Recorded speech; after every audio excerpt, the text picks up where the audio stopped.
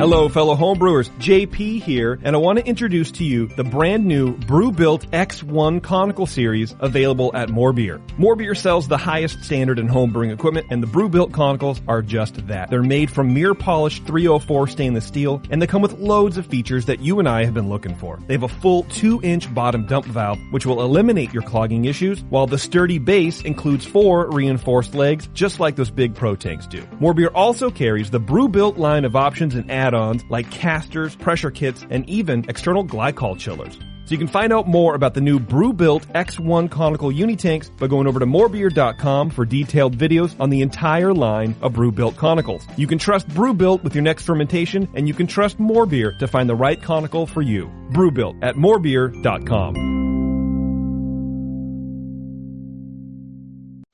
Hey, podcasters and archivers, this is Brewcaster D.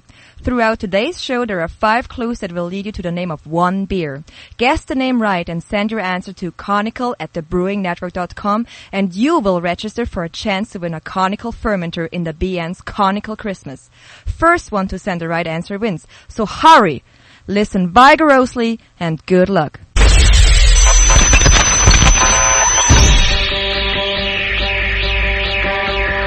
Home brewers, craft brewers, beer lovers, beer drinkers. Get ready for an all-new experience in information exchange and beer culture. Your only source for live beer radio that brings expert brewers from around the globe right to your home.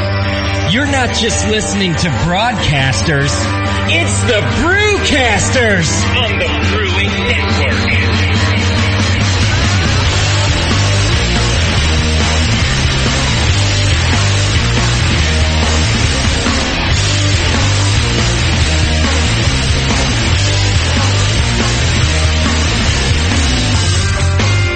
I hear you on the radio.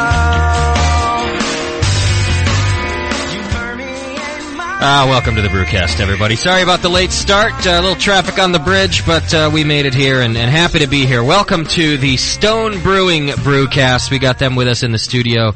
And, of course, as you all well know, it is our first show where we'll be registering winners for our BN Conical Christmas, brought to you by Beer, and More Beer and HCA Industries, both giving away a conical to a couple of lucky listeners. So we're going to start doing our registration here soon. How are you, Doc? I'm doing good. I got here early today, too. Yeah, it's weird showing up here and seeing you here. You know, I know. Usually I got here early. I was doing some work in the office. I got to listen to the FM show. Yeah? That's cool. Did you like that? Oh, yeah. Did you like the secret handshake bit? Yeah, that's funny. I caught most of that. Yeah. And then I had to go. I was driving, so I had to go into the store and come back out, and you were just on the end of your tirade. Okay. But I don't think he's going to be too happy with me come Monday morning. But no, I think you're... I thought you went into that when he wasn't happy. Well, yeah. I just think it would have gone away if I hadn't brought it back. But, one thing I want to mention before I forget. You guys were talking on the FM show about Anheuser-Busch glasses. Yeah. I didn't know anybody drank Anheuser-Busch out of glasses. It's a good point. Why do they have glasses? Doc makes an excellent point. Daniela, how are you this evening? I'm doing just fine. I'm amazed by the new chat room. Yeah? Yeah. Do you like it? Yeah.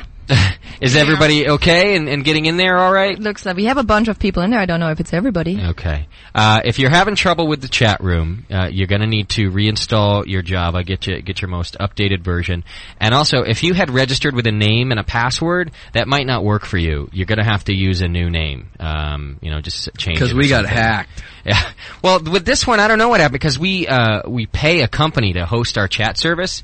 Do you pay the bill? Because they do. Yeah. No. I do. Oh, there you go. And otherwise it wouldn't get done. Well, they upgraded us without telling me. I didn't find out that we were upgraded until the listeners said, "Hey, great new chat room. Good job." They snapped and I was them, like, baby. "Hey, thanks. Just looking out for you." But they did it without telling me, so I had to go check it all out. But they did make a couple of changes. So try a new username if you're used to that and not getting in. And like I said, update your Java as well. Oh. Okay? Daniela, everything working okay? No, it's not. I got kicked out of the main chat room for some reason. So don't send me any messages. I can read them. Okay. And that's the other thing is that people can create their own rooms in there now. It used to be that there's just one chat room, but now you can, like, they were messing around all week with, like, Crotch Rot's, paradise of I don't know, whatever. Just don't get in the same room with JP. Just don't go there. I might disable that feature. We'll see how it goes Please this do. week, because everyone wants to go into different rooms. And just be aware, you're going to need to be in whatever room Daniela is in to get us questions. And also, we're going to be registering somebody from the chat room for the Conical giveaway, so you're going to have to be in the proper rooms for all that kind of stuff. Okay? Everything working all right? Mm-mm. No. We're gonna figure it out, don't you worry. Okay. Just the other move on. chat room people. Just get Bub on the line. All right, I do. No, maybe not. I do just a couple quick, announcements. I see that Doc is wearing his nice new red Brewing Network T-shirt. Feels nice. It's a nice one, right? Yeah, it fits me well. It's cool. good. You can find those in the Brewing Network store, but I urge you to hurry it up because they're going quick, and especially if you need certain sizes. I think Come on, the red ones are on fire, baby. They're cool, and the larges are almost gone. So if you're looking for a Christmas gift for somebody or anything like that, do it fast because I don't know if I'll be replenishing that store before January. So get in there and get your shirts up. And then, of course, the John Palmer 1 Hour Boil podcast is in there, and I've got some new podcasts coming out, too. The newsletter came out today. If you didn't get it, it's because you didn't sign up. So sign up on our newsletter button right there on the homepage, and you'll get next month's, and maybe somebody will pass you along this month's if they're real nice. And that should cover our announcements, other than that we've got Mitch Steele from Stone Brewing Company hanging out with us. How are you, Mitch? Great. You just did the FM show with us. We appreciate that. And now you're going to hang out here for 3 hours drinking beer and talking beer geek stuff. Yeah, it sounds great. Okay, good. Say anything you want, too. Awesome. Yeah, it's definitely a different thing we do over here. We're allowed to really get into the nitty-gritty of beer, and people are going to want to know about the some of your processes and different things. I'll tell folks right now that one beer we're going to be talking about is the Oak-Aged Arrogant Bastard, which is a great beer. I'm having that right now. And it really is nice. So we'll be talking a little bit about that and a couple other Stones brews. And then, of course, we'll pick Mitch's brain about all sorts of things that we want to know about Stone, if that's okay with you. Plus, as you all may or may not know, Mitch used to work for the big guys. He used to work for Anheuser-Busch, and I didn't realize, but for 14 years you did. Yeah, 14 years. Which is a heck of a tenure there, so we're going to get lots of nitty-gritty secrets about Budweiser out of you for that, I can tell already. So get your questions ready. Join Daniela in the chat room now, and you can send questions through her for Mitch. You'll also need to go there to register to win later on, and we'll be doing a phone contest to register to win the Conical thing too. So go there to ask us questions. 888-401-BEER is the phone number if you want to call the hotline and ask personally, and that'll get our show rolling. Oh my God! You've got mail. Kick ass. Before we do that, we got to get to our feedback. And a lot of things came through this week as usual, some of them long, so I'll try to get through it. But I got one of the coolest ones that I've gotten in a long time.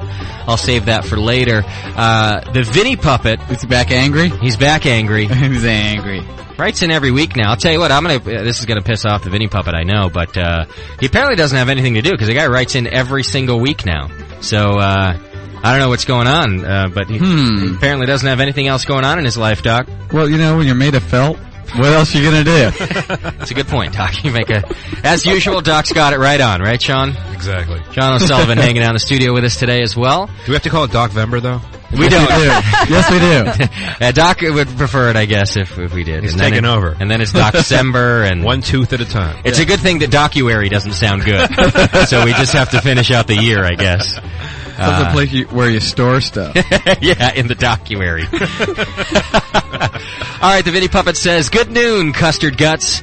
What the fuck is your problem? Some F-tard slips me a Prozac and you take advantage of my niceness." Ooh. And of course, referring to his email last week. He was actually nice last week. He was. He loved us last week. He says, "Well, screw you.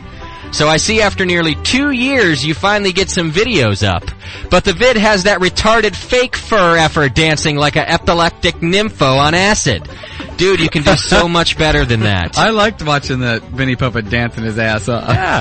He's saying that's not him. It was an imposter. It was Roger's ass, actually. Yeah. He says, "Dude, you can do so much better than that." Wait. No, you can't.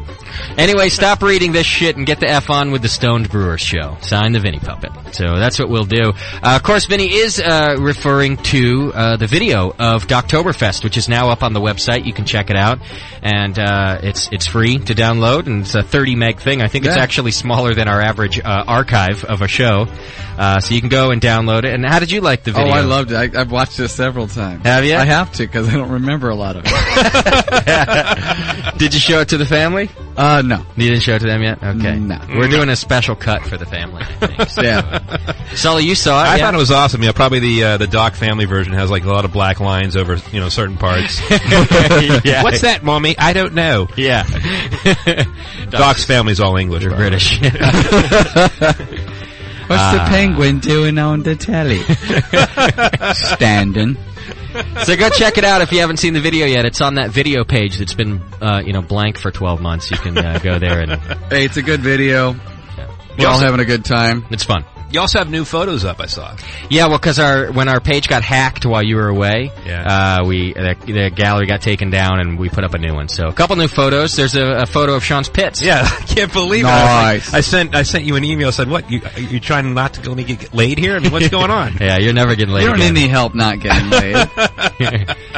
All right, let's see some more feedback here. All right, Doc.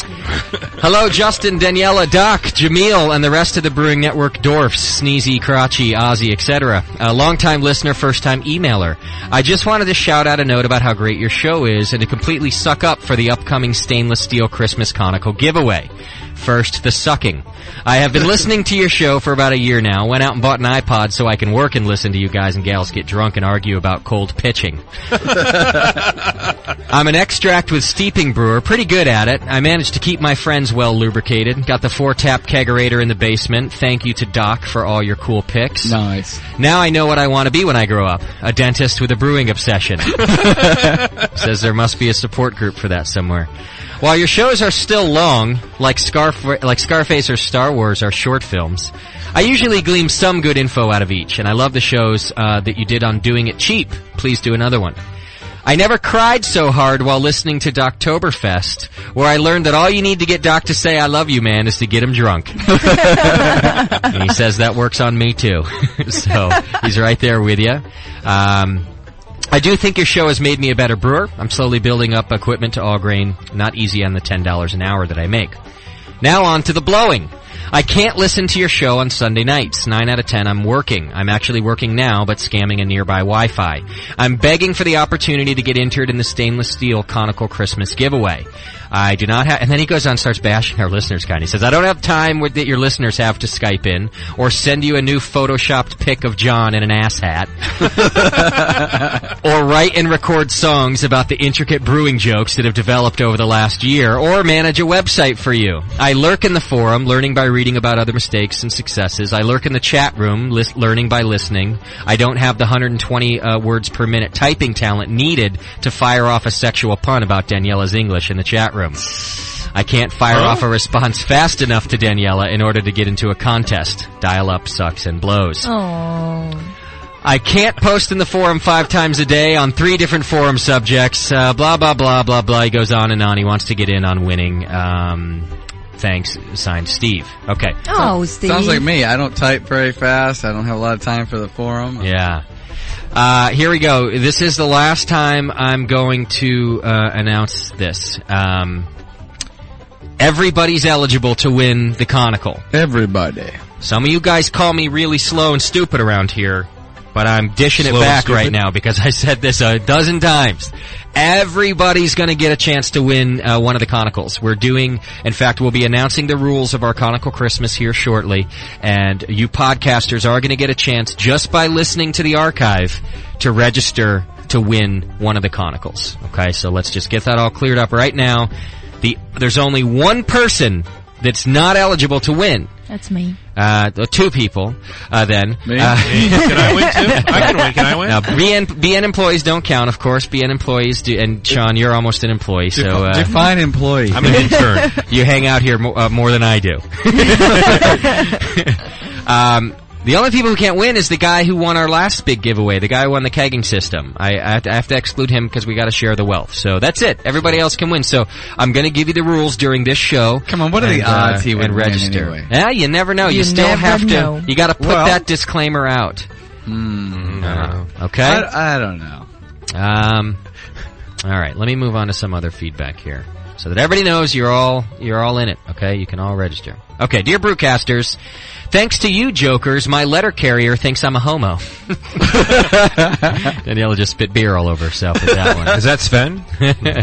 He says, we here in St. Paul are well into the winter heating season, with that temperature reaching well into the low 20s and teens, and this isn't real cold yet. There's a single boiler to heat all 30-odd apartments in my building I live in.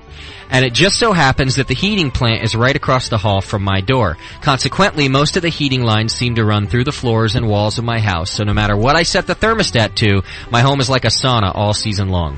So to beat the heat, I often don't bother to dress until I have to get ready for work, the second shift at the menial drudgery I call a job. For the past few weeks, I've been spending the first couple of hours of each day with a cup or two of coffee and one of the downloaded archives of the Sunday show.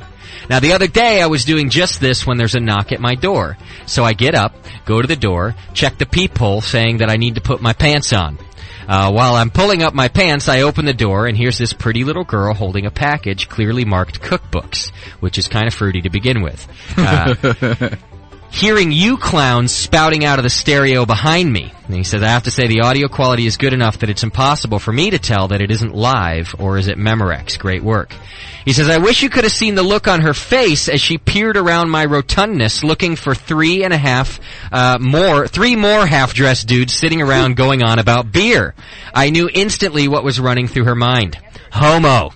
So me being the nasty fat F that I am, I've already got the long odds against me of ever getting a date. And now there's just one less girl that will ever give me a second chance. Gee, thanks. The only consolation I have is that I'm learning to brew good beer and to cook good food. For myself. Thanks for all you've done for me, or to me, Randy. So, poor Randy. Yeah, I guess he was listening to our show in the back and naked. I gotta put that's kind of weird. That part's like, well, because he yells out the door, I gotta put my pants on. Hold on a minute here. And then it's like nothing but dudes. Okay, so that's our feedback for today. I'm getting messages about the chat room here on Skype. People, what's going on? I don't know, they're saying that they're getting messages saying access denied.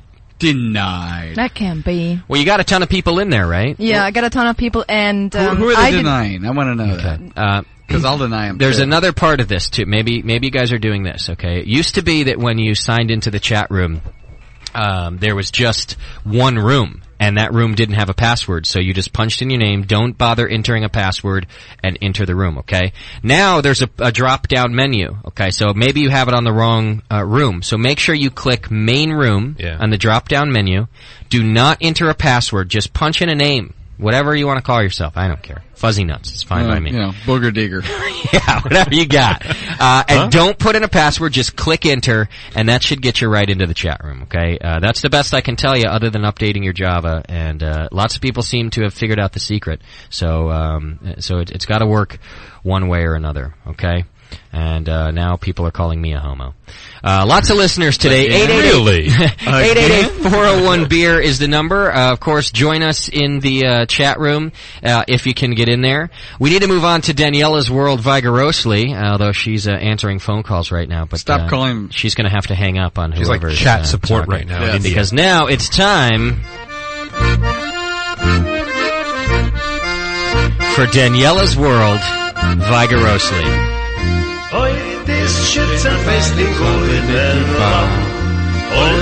And I'm busy today. Are they calling you about the chat room? No, it was Beer Bear calling in. Are you gonna taste his beer today? If I can find it in the fridge, yeah. That's what you told him, and he's now all worried because he's working overtime. What does that have to do with anything? Well, because he can't give us feedback, then that's what it means. We should do it while we have... So he wants me to do it next week? I asked him that, but he said, no, it's okay, we can go ahead. If he's working overtime, he's getting paid more, so... Yeah. Let's just do it next week. Okay, we'll do it next week. All right. So, Daniela's World vigorously. You guys know that the current Pope of the Catholic Church is a German? Did you guys know that? Yes, we did. Is that right? Yes. Oh, come on. Is that legal? Yeah. That's what I think. I've also heard he's Catholic. They allow that after what happened over there?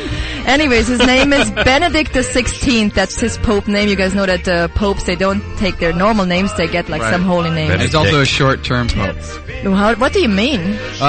When they're kind of got the big turmoil between the last long-term Pope and they got to put somebody else in there, they get an old guy. Yeah, he's old. And they put an old guy in there just for some short-term stuff, like You mean they're waiting for him to die? You know, like John Paul I. Yeah. How long did he last? I don't know. Couple of years. 9 months. I Yeah. think. But So they it put gives them people time- in it gives that are them on time their to- deathbed. It gives them time to get somebody else. They really in want. there. Yeah. Yeah. But more interesting, isn't it interesting that the doc knows this little weird bit of history? Yeah. He's like, he just chimed right in real quickly. He knows Well, you his know about the popes. Pope thing. That's what I call a nerd. Well, anyways, he was elected Pope of the Catholic Church on April 19th in 2005. He's the 265th Pope of the Catholic Church. It's a lot of popes. Well, now, some German breweries are, of course, very, very smart. And so the brewery that's located in the city that the Pope comes from, they brewed a Pope's beer for him to honor this guy. And they just meant, in the beginning, it just meant to do it as a celebration. They brewed, like, I don't know, just a few cases of the beer. They gave away a few hundred liters to the population of the little town. But then everybody loved it. So meanwhile, they started exporting the beer even. It's called the Papstbier, which is a German word for Pope. And they just said, we think that the church or religion overall and beer brewing are similar things, and they've always been together. And there's this big German saying, Hopfen und Malz, Gott erhalt's, which means in English, hops and malts, God might preserve them all. And you will find this saying all over, amen. You will find this saying all over Germany and every bar and every brewery. Really? Yeah. I don't remember seeing that. Yeah, but because you can't read German, douchebag. It's a good point. And you can't read after you've had a couple of pints. Another good point. The Pope's beer is a high quality fest beer, festival beer with a mild flavor and the typical German yellow color. Obviously, it's brewed according to the Reinheitsgebot. Of course. The label shows the Pope and his birth house. That's on the label. That's and disgusting. Several Catholic, how do you say, Catholic clericalists? Yeah. Catholic cleric. You did fine. How is it? I don't know what I've never heard of a Catholic clericalist. You know what a clericalist is, though? No. Yeah. Okay. So Sully doesn't know. What's a clericalist? It's like somebody who's not a priest, but is a cleric. Isn't that a cleric? Yeah. It's a cleric. Yeah, it's a cleric. I didn't know I thought clerics were like in other religions than Catholicism.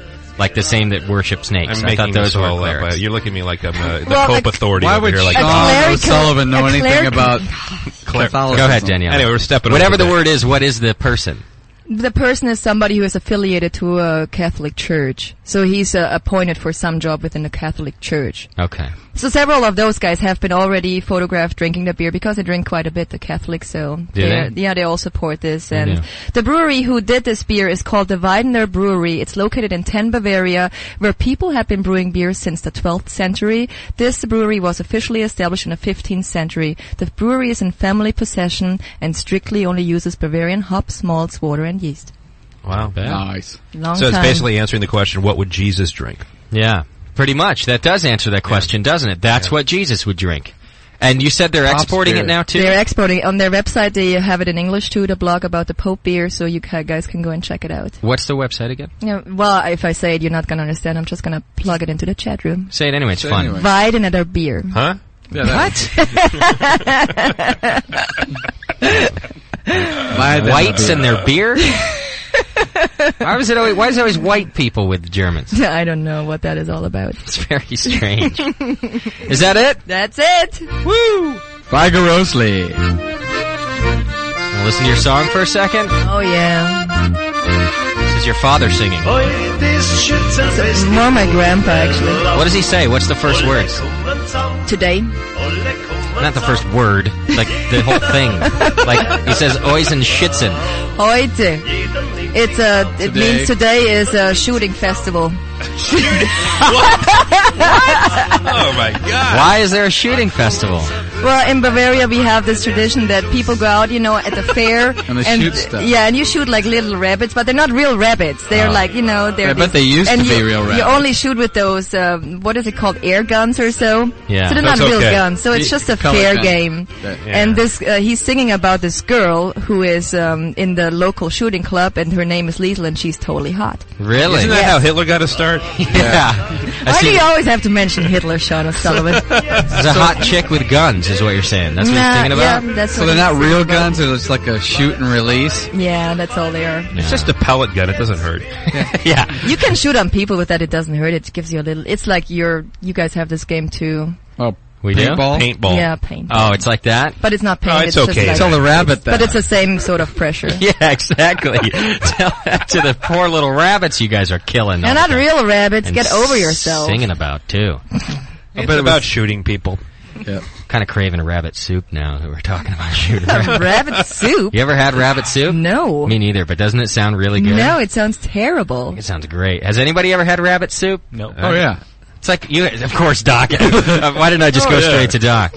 Oh, yeah? Yeah, I've had a lot of rabbit. Is it good? Rabbit stew. Rabbit stew, rabbit soup, rabbit. Rabbit That was everything. good, yeah. It's good stuff? Yeah, It's yeah. not gamey? Oh, no, not at all. Does it taste It's like, like it's like my chicken? wife, we were in Belgium, and like, cool, I can get rabbit. So, and my dad used to give us rabbit as kids and stuff. And Plus, probably the lean years up there in the Moraga compound. You're probably living on rabbits. we were in Southern Cal then, but we were in Belgium, and my wife goes, try some rabbit. I didn't know I tried rabbit. We ended up trading plates, and she ate all my rabbit, and I got no rabbit. Really? Yeah. It's good then. Yeah, it's actually really nice. See? I'm going to eat us some rabbit soon. All right, here's what we got to do. We're going to take a break, and when we come back, we're going to start talking beer with Mitch Steele from Stone Brewing Beer and Company. rabbit. We're already drinking the oak-aged Arrogant Bastard. That's what I got anyway. Ooh. What are you guys drinking? The same? What'd you give me? IPA. Give me the IPA? IPAs IPA. over there. Beautiful. So lots of Stone beers, and we're going to talk a lot about them. Also, I'm going to have to give you guys some instructions about how to register today to win in the BN Conical. They don't Christmas. want to know that. Yeah, of course not. I will tell you this. Let me give you a couple hints here. We're going to do our first registration right around the 6 o'clock hour, right in that, give or take a few minutes, right around 6 o'clock. And then we're going to do another one toward the end of the show. So you're going to have to stay tuned and hang out with us here on the Brewcast. When we come back, we're going to get all into Stone beers with Mitch Steele from Stone Brewing Company. Gonna get stoned. It's the Brewcast. We'll be right back.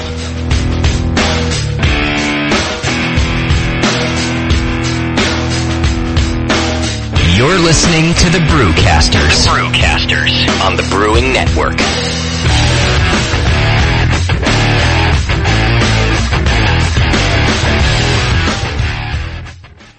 This is Brewcaster D again. Listen closely now. Your first clue is a European original, West Coast style. You're pissing me off, man. Fuck. I bang on the door, but you won't let me in. 'Cause you're sick and tired of me reeking of gin. Locked all the doors from the front to the back. And left me a note telling me I should pack. I walk in the bar and the fellas all cheer. They order me up a whiskey and beer. You ask me why I'm writing this poem. Some call it a tavern, but I call it home. Fuck you, I'm drunk. Fuck you, I'm drunk. Pour my beer down the sink. I've got more in the trunk.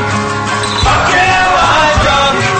Fuck you, I'm drunk. And I'm going to be drunk till the next time I'm drunk. You've given me an option. You say I must choose between you and the liquor. Then I'll take the booze. I'm jumping on Western down to the south side, where I'll sit down and exercise my Irish pride.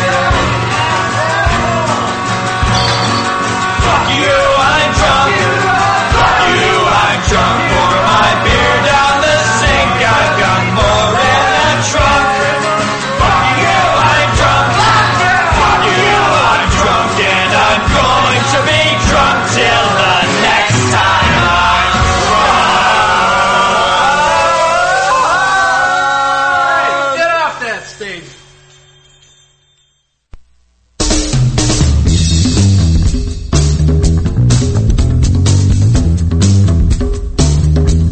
Touch the fountain. I was hoping you might let me have some. Touch the fountain. I was hoping you might let me have some. Touch the fountain. Bring it in there. Touch the fountain. Bring it in there. Touch the fountain. Bring it in there. Touch the fountain.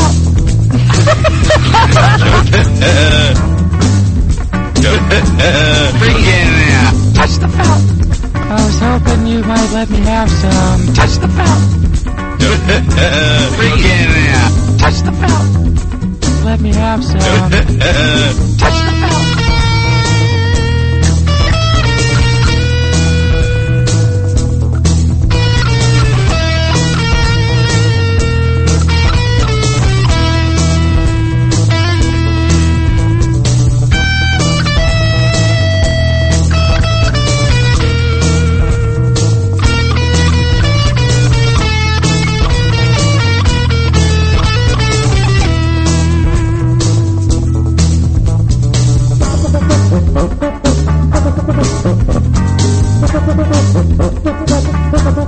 Touch the felt. I was hoping you might let me have some. Touch the felt. I was hoping you might let me have some. Touch the felt. Bring it out. Touch the felt. Bring it out. Touch the felt. Bring it out. Touch the felt.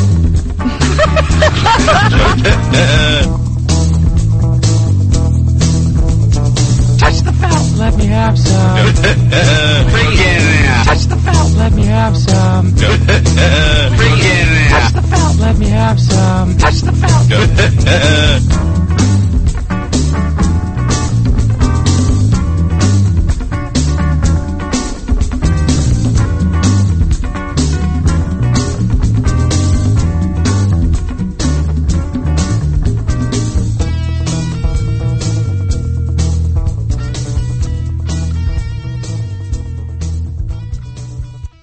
The Brewing Network, saving your life, one beer at a time.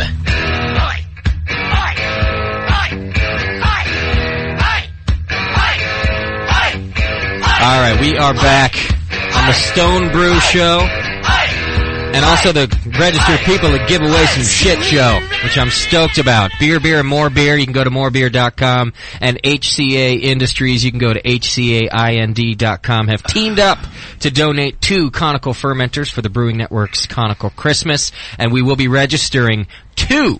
Count them, 2 lucky listeners today to win that. We're I gonna be don't giving know it why away you in keep December. hyping this up. Nobody wants a conical. Yeah. They're happy with their carboys. I know And it. their buckets. Their They don't- plastic bucket. They're good. You're right. It's a ridiculous Why would thing. I want a piece of stainless steel? What do you want that Where am I for? going to put that thing? That's what everybody's asking themselves right now. Where am I going to put this conical thing? I'm going to have to hide it from the wife. You know what? I think that there will be husbands everywhere displacing their children to find place to put this conical fermenter. I could see them building an extra room for it with spotlights on it. Yeah. Floor drain. Kind of like that, the Picasso. That's right. It's so funny if you're a home brewer how it changes your whole life. Justin's brother is currently looking for a new house in New York State. Yeah. And what he looks for is a nice house, of course, for his family. He loves his family. That's number one. That's number one. But right there is the brew house. That, He like- needs to have a good space for the brew house. That's what Yeah. sold me on my house. It's like not even number 2. It's like number 1.5. Is that it has to have a good brew Oh, house. that's what sold me on my house. Yeah. It's like, well, we looked at a couple houses in that neighborhood. There's not a lot goes on in that neighborhood, and the first one was, I could turn that into the brew house. Yeah. It's a horse barn. I could turn that into a brew house. No, it's a brew house. and then, well, okay, my wife didn't like that one. Then we looked at the next one. And where's the brew house? Yeah. Oh, right. Oh, no. Cool.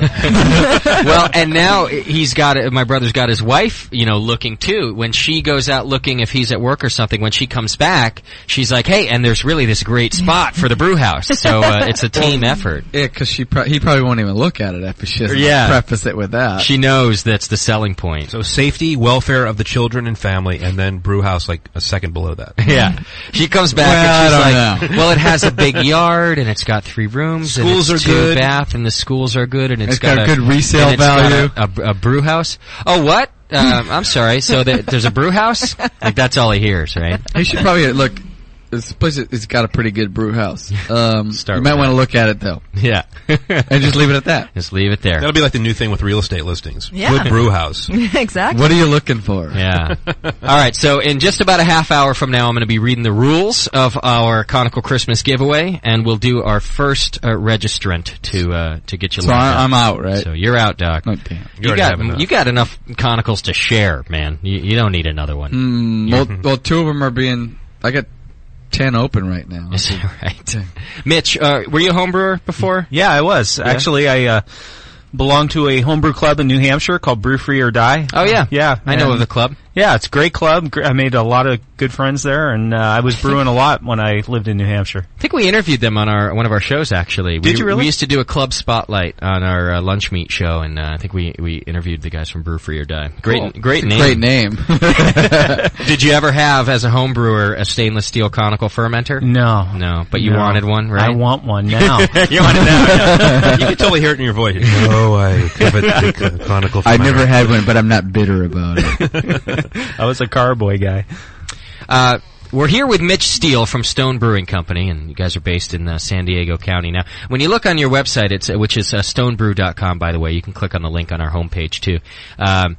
It says, like, North San Diego, but then if you look other places, what's the actual city that you guys are in? We're in Escondido, and we just moved there about a year ago. Okay, yeah. And that's still San Diego County, then? Yes, it is. It is, okay. So, Escondido, California, you guys distribute all over the place, though. Is it a nationally distributed beer? It is? I got Dave in here, too. Dave Hopwood, he is their regional sales exec up here for our area. And so you know, personally, though, Dave, that it's a nationally available beer. Yeah. 20 states, he says. Okay, fantastic. So you can find this stuff, and you won't miss the label. It's awesome. I really like the gargoyle and the whole bit on a lot of the beers. And it's a little scary. So it is a little frightening, and but it kind of kicks ass, you know. Well, you better want that beer. That's right. So just go ahead and check out stonebrew.com, and we're going to be talking to Mitch all day today. I've got a first question that's already come through, so I'm going to dive in with that. Since we're talking about home brewing first, people want suggestions on how to get the paint off of the stone bottles so they can reuse them for home brew. How about if I try and find out and get back to you, because I have no idea. It's we try to make that paint on there pretty good so it doesn't get rubbed off when you put it in the cooler or wherever. Definitely. Now, I'm going to say, from a brewer's perspective, if I had a craft brewery, I'd do the paint thing too. I think it's cool, and I think it kind of adds to the package. But then, as a home brewer, it's a big pain in the ass. Well, I don't know. I think if you have a home brew in a stone bottle, that's a pretty cool thing. That's a cool thing. Yeah. If you want your own labels, then you're in trouble. Well, it just says home brewer. Okay, it says cheap ass home brewer. It says home brewer. Yeah. Oh, are you serving stone? No, it's my beer. Yeah, definitely. But I like stone. Yeah. And then Dave, maybe you could answer this one for us, because people want to know where they can get the 3-liter bottles of Stone. You know, those big guys that you guys do. Well, right now we've actually got a couple of them. We got 10th anniversary, and I don't think you can find it right now. Oh, is that maybe right? Ledger's in Berkeley might have some. Okay. And right now the Double Bastard's going to be in 3 liters. Bevmo is probably your best bet over here. Okay. And nationally, do you guys send out the 3-liter bottles nationally? Do you know? Yep. You do? We do. All 20 states. Okay. The distribution's everywhere we have it, so. Okay. If you go to stonebrew.com, there's a link right there that talks about distribution and where you can find it. If you click on the link of the beer you're looking for, and you go on there and you look at every package, there should be a store listed in your area. Okay. I'd recommend calling, though. Yeah, call for that 3-liter. It goes quickly, so if you look at the store, Yeah. it should be on there. If you're looking for Double Bastard, click on Double Bastard, click in your area, it should show you all the stores that carried it. Okay, cool. I've seen the big Double Bastards at Bevmo. You have? Yeah, usually especially around Christmas time. Okay. With the little key on the top. Yeah, what happens if you can't open it? Yeah, that's what I was going to ask. Hey, Mitch, that happened to me once. I had to cut the damn thing off. Yeah, well, that'll work. Just cut it. Yeah, because you guys really want the beer, you'll cut it. And then I thought it was kind of a joke. I thought it was like you can't get in there. You have to like figure out a way to get in there. That's what I mean by Double Bastard. Yeah. Exactly. The key keeps your friends out of it. Are they corked? Are they corked or capped? No, they're capped. They're like a swing top bottle, like a Grolsch, old-time Grolsch bottle. And then with a lock on the With swing a lock top. on it, yes. Okay, cool. I like that. I think It's like that's a beer chastity belt. Let me ask you this. It's opposite. With the swing top deal, okay, if you had a beer in one of those swing top dealies and you wanted to age it, is it going to lose the CO2 a lot more than either a corked or a capped bottle, or is it just as secure as any of the above? It shouldn't. I mean, we go out and we search for the right gasket and the right O-ring on the cap so that you can age it. And those beers are meant to be aged. You can age That's what I thought, yeah. I mean, that's part of the reason you'd buy a big one is you'd save it for a special occasion. Exactly. You'd age it. So you're pretty confident that it's not a leaky, and I don't mean that it leaks, but I mean if you're talking 6 months or a year here, I'm just wondering if that's as secure as everything else. That's a good question. We have a little more variability with the swing caps just because of the nature of the cap, but I'd say usually they're good for 6 months to a year, and Okay. I would drink it within a year. You would? Okay. Yes. All right, fair enough. People rely on the caps more than they should, too. Yeah. They will leak. The caps leak a lot. If you really want to store something a long time, you better cork it. Or put in a can. Okay. Come on, I gotta get the plug in. Love it. I love it. Oh, just to plug that one, my friends went to 21A and they wanted some canned stuff and it wasn't available. It is available, right? When was that? Probably a month ago. We got it all right now. It's back? Send it back. Send it back. They love the food. They love the beer there. But there's no watermelon and no cans. Yeah, well, we have it now. Hey, the stuff's popular. You know what? It comes in, it goes out. I got to put my son through school. So that's right. But he got to keep Stephanie happy. He gave kudos for the food. He gave kudos for the beer there. But Yeah, all right. 2/3 of it. But I got one I'll send them back. No problem. I got one of the 3-liter swing top bottle from Triple Rock. Christian gave it to me for my birthday, and I'm actually stoked about it because I want to put one of my beers in it and then age it, like stick it around for a while. In fact, I'm wondering, Doc, if maybe we can put bottle a bit of the Doppelbock that we made in that sucker, so I can keep a big bottle of it we can. to celebrate. Maybe we'll save it for the anniversary party or something. Oh, of course we can. Cool. Let's do that. I don't see any of your beer that I'm not holding aging at all. Well, you can hold it. That's fine. I saved the big bottles. Hey, I saved the Damnation bottle we opened for you, right? Yes, you did. All right. So the big bottles, if it looks like a novelty, I'll save it. If it's just beer in a can or in a bottle or in a keg, All right, it's getting drank. Give me the bottle. I'll put it in there. Okay. And then I'll keep it. Okay. And then back to the painted on thing, because I had a suggestion from a listener, a follow-up, the paint on the bottles. He says that on the B3 forum, a guy had figured out that a light, is it muriatic acid? Is that Muriatic. Muriatic acid solution for about an hour will take the paint off. You can get that at a pool supply. Okay. Or Long's Drugs even has it. Any pool chemicals is muriatic acid. Okay. You can get that. Get I was thinking about rubbing the Vinny puppet on it because he's so abrasive. Yeah, that might take it right off. That might work. The felt just comes right off. Yeah. Okay. Touch the felt. All right, so what I want to do is start to talk a bit more about the Stone brews and then get into your history as a brewer too, Mitch. Okay. How many different brews are you guys brewing over at Stone now? Well, we do 6 year round. We do the Stone Pale Ale, the Stone Smoke Porter, Levitation Ale, IPA, Ruination, and Arrogant Bastard. Okay. And we do those year round, and then all the time we are doing a seasonal. So right now the seasonal that we just came out with was the Double Bastard and also the Oaked Arrogant Bastard. Nice. And we're gearing up to do the Old Guardian Barley Wine just after the first of the year. And then we'll get into stout season and do our Imperial Russian Stout. Then we get into Vertical Epics and anniversary beers, and there's always something going on seasonally. So that's a busy brew schedule. Yes, all pretty much lawnmower beers, right? Yeah, lawnmower. Yeah, that's what I want. Well, that's actually a good point because, and I want to talk about that. When we were searching through our beer selection just before the show for Daniela was saying, I thought that all of Stone's beers would be just full of hops. I thought they were all IPAs or all hoppy. And I was explaining, it's actually not necessarily that they're hoppy beers, but they are generally big beers. Big beers. You guys you do several big beers. Yeah, I think all of our beers are assertive in flavor, and they're not all overly hoppy, but they all have a lot of flavor. Yeah, and I don't think you can get that on a lot of these beers. All your beers are big beers, and I don't think you can get a lot of that flavor profile that you guys are known for without having a big beer. I think the one beer that maybe is the exception to that rule is our Levitation Ale, which is only 4.5% alcohol by volume. But we try, it's in our brewing process, we try to get a whole lot of flavor, pack a whole lot of flavor into that beer, even though it doesn't have a lot of alcohol. Okay.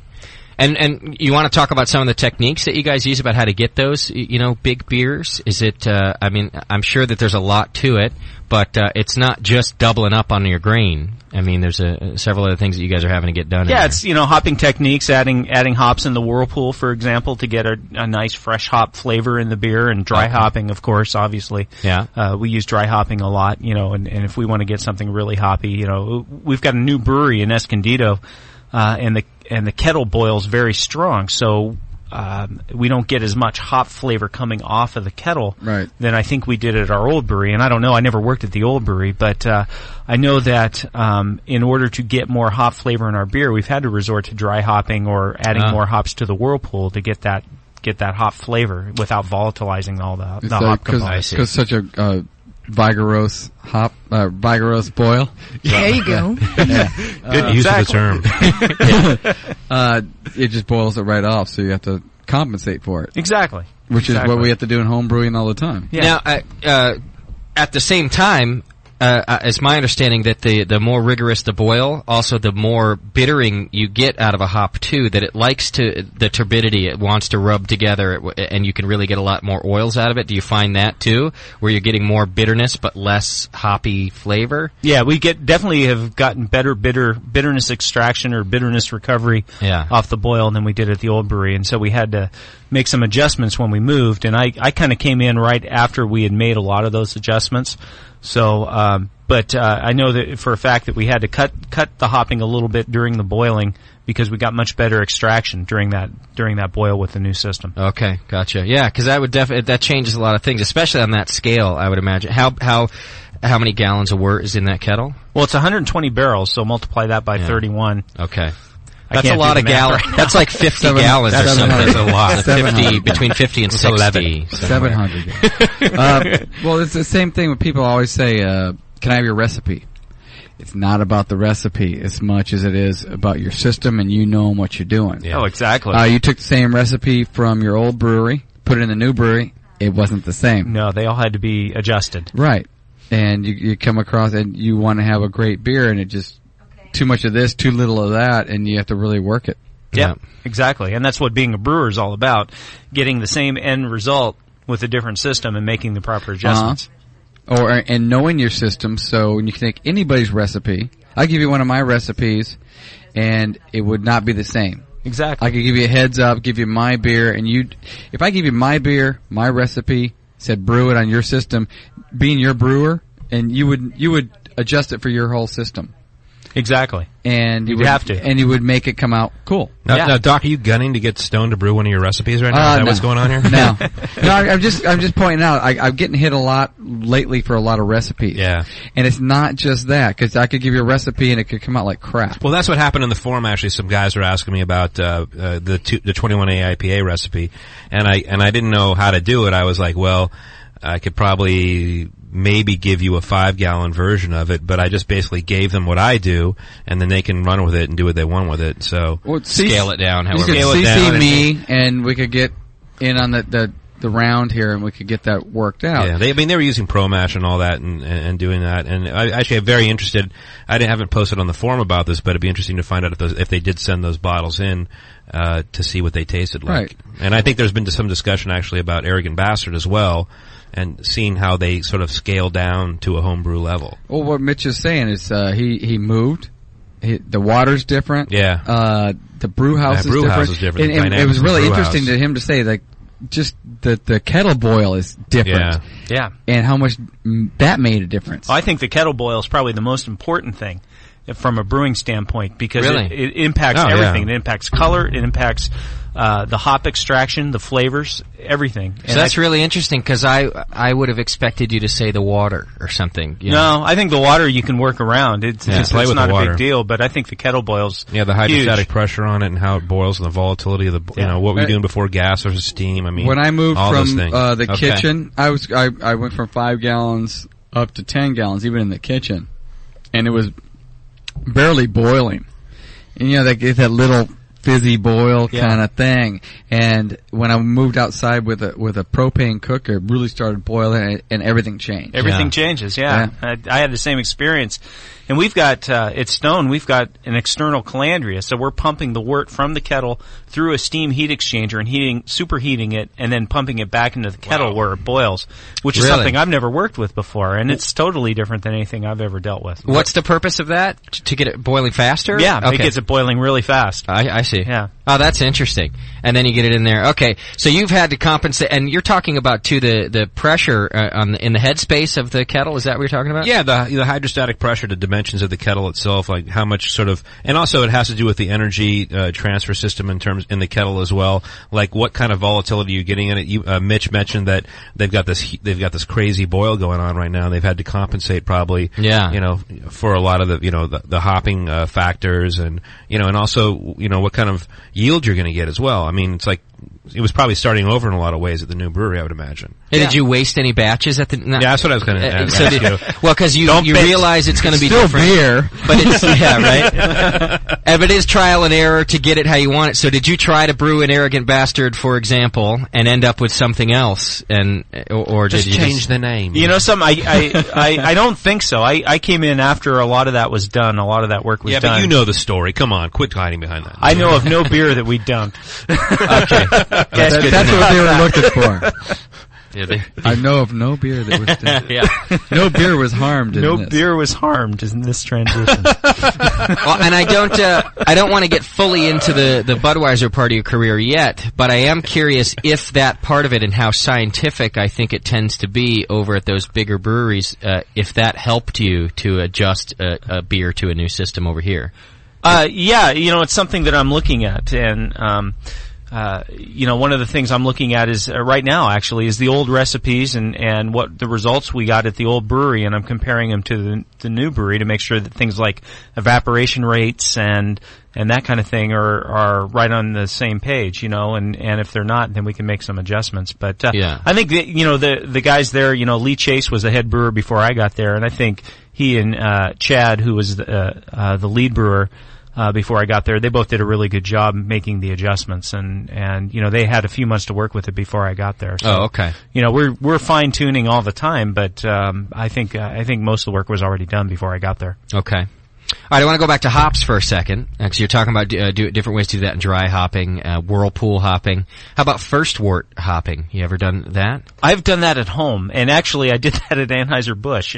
Did you really? Yeah, if you can believe that. As an experiment, or is that their procedure? The Demon's Hop Yard IPA, which is a regional out of Merrimack, New Hampshire, is first wort hopped, and I learned that mash hopping, first wort hopping, I was doing that as a home brewer in New Hampshire, and so I kind of threw that into the Budweiser mix, into the Demon's Hop Yard beer. Gotcha.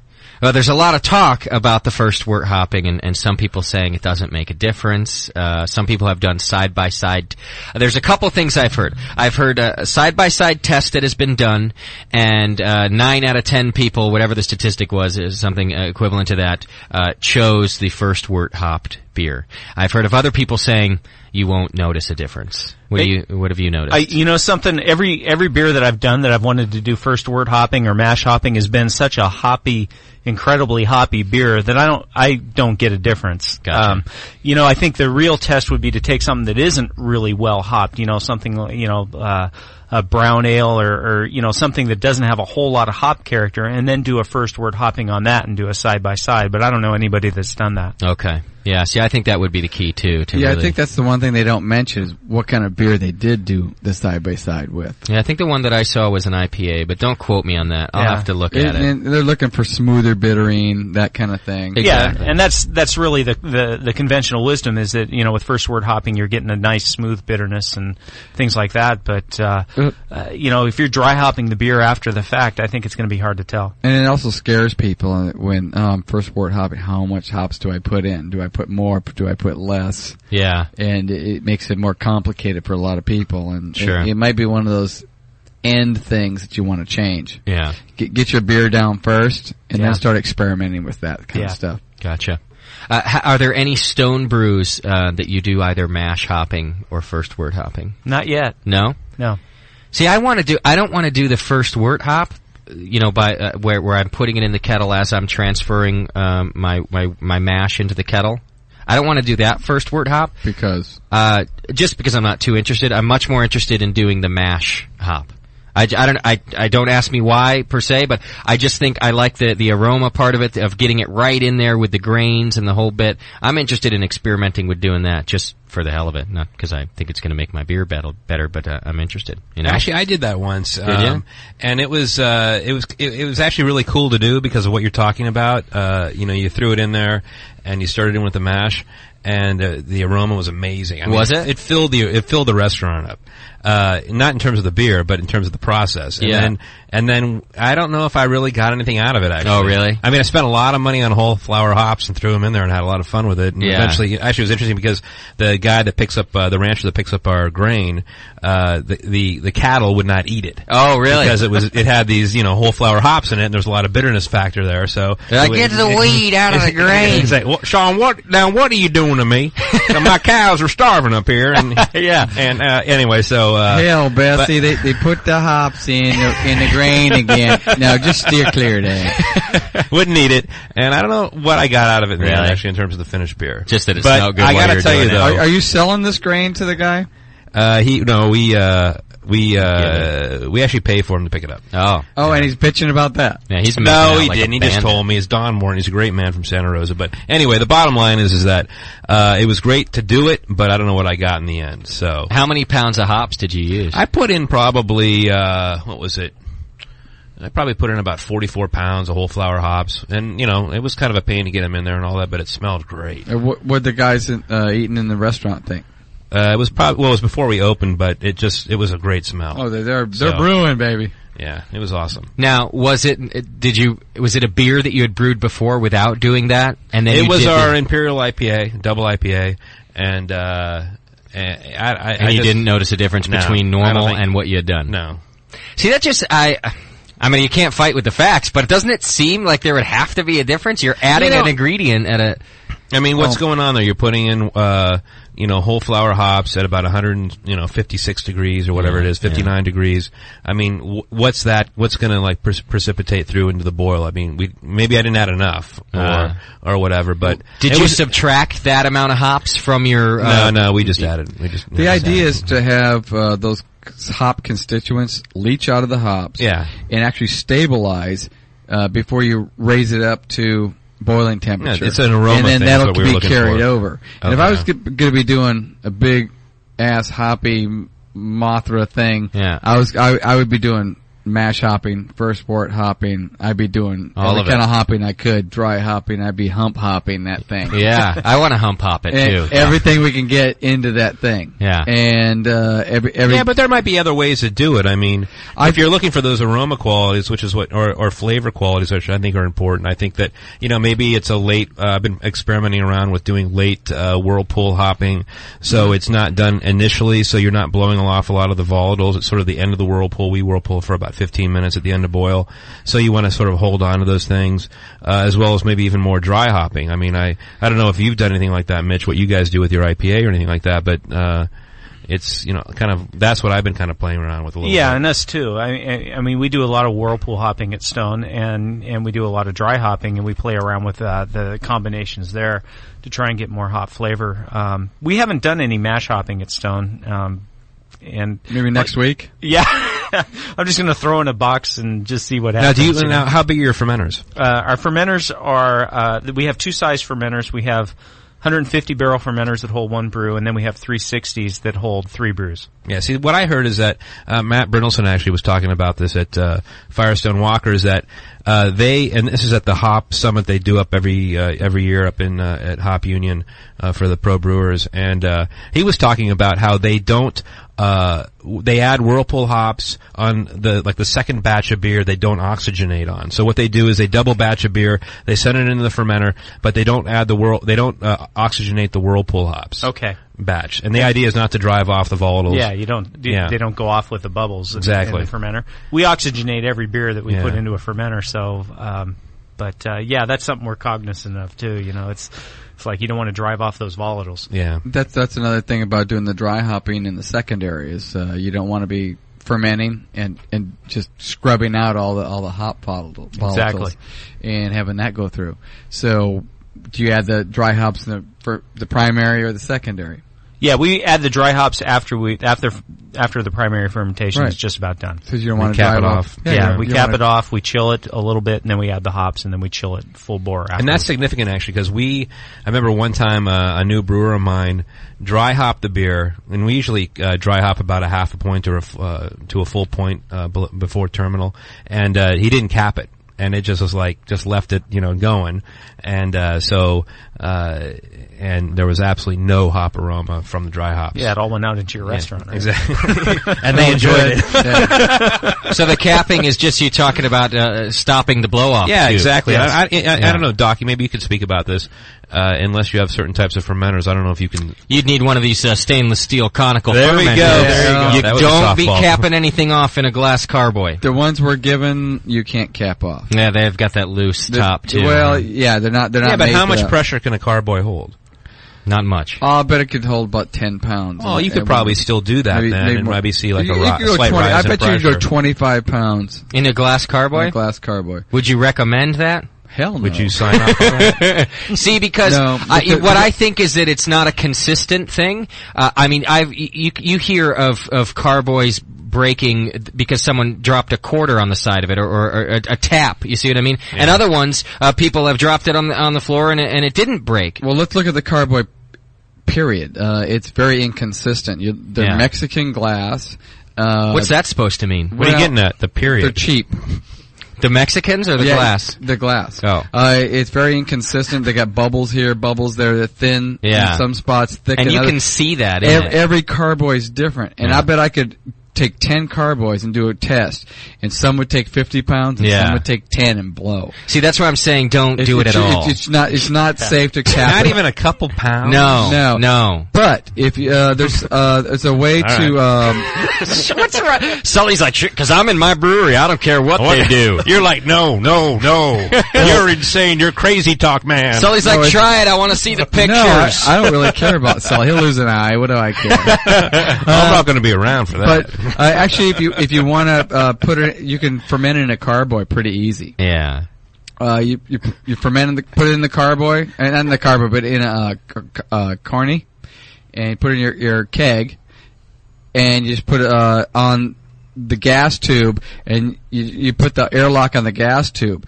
Then you can just close that off. You can put 100 dry hop in the corny. Dry hop in the corny. That's a good idea. You can rack into the corny. Yeah, while it's fermenting. While it's still fermenting, you're down to about the last 20%. Put it in the corny, and then dry hop into that, and then cap it off in that. That corny will easily hold 200 pounds. That's a pressure. great idea. And you could pull it off that way.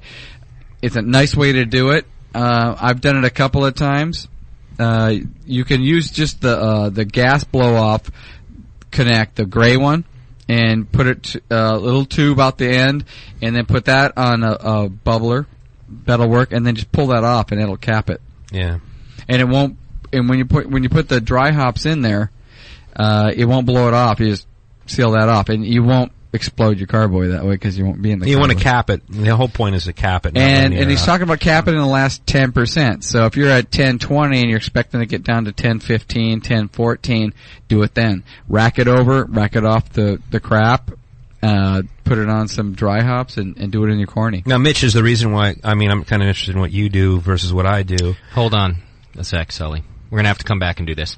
Having a couple stream errors. I'm going to tell you right now to log on to the low bandwidth stream. I'm going to take a break and try to fix it because I can see that it's on our end. It's not our server this time. So let me take a break and let me fix the problem here. And when we come back, we'll keep talking about this dry hopping with Mitch Steele from Stone Brewing Company. You can go to stonebrew.com. And also we'll be registering some people to win a new conical fermenter courtesy of Beer, and More Beer and HCA Industries. Hang in there. I'll fix this streaming deal. We'll be right back.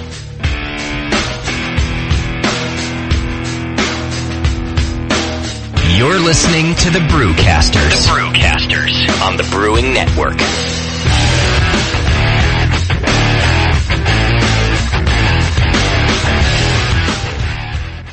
Okay, Brewcaster D again.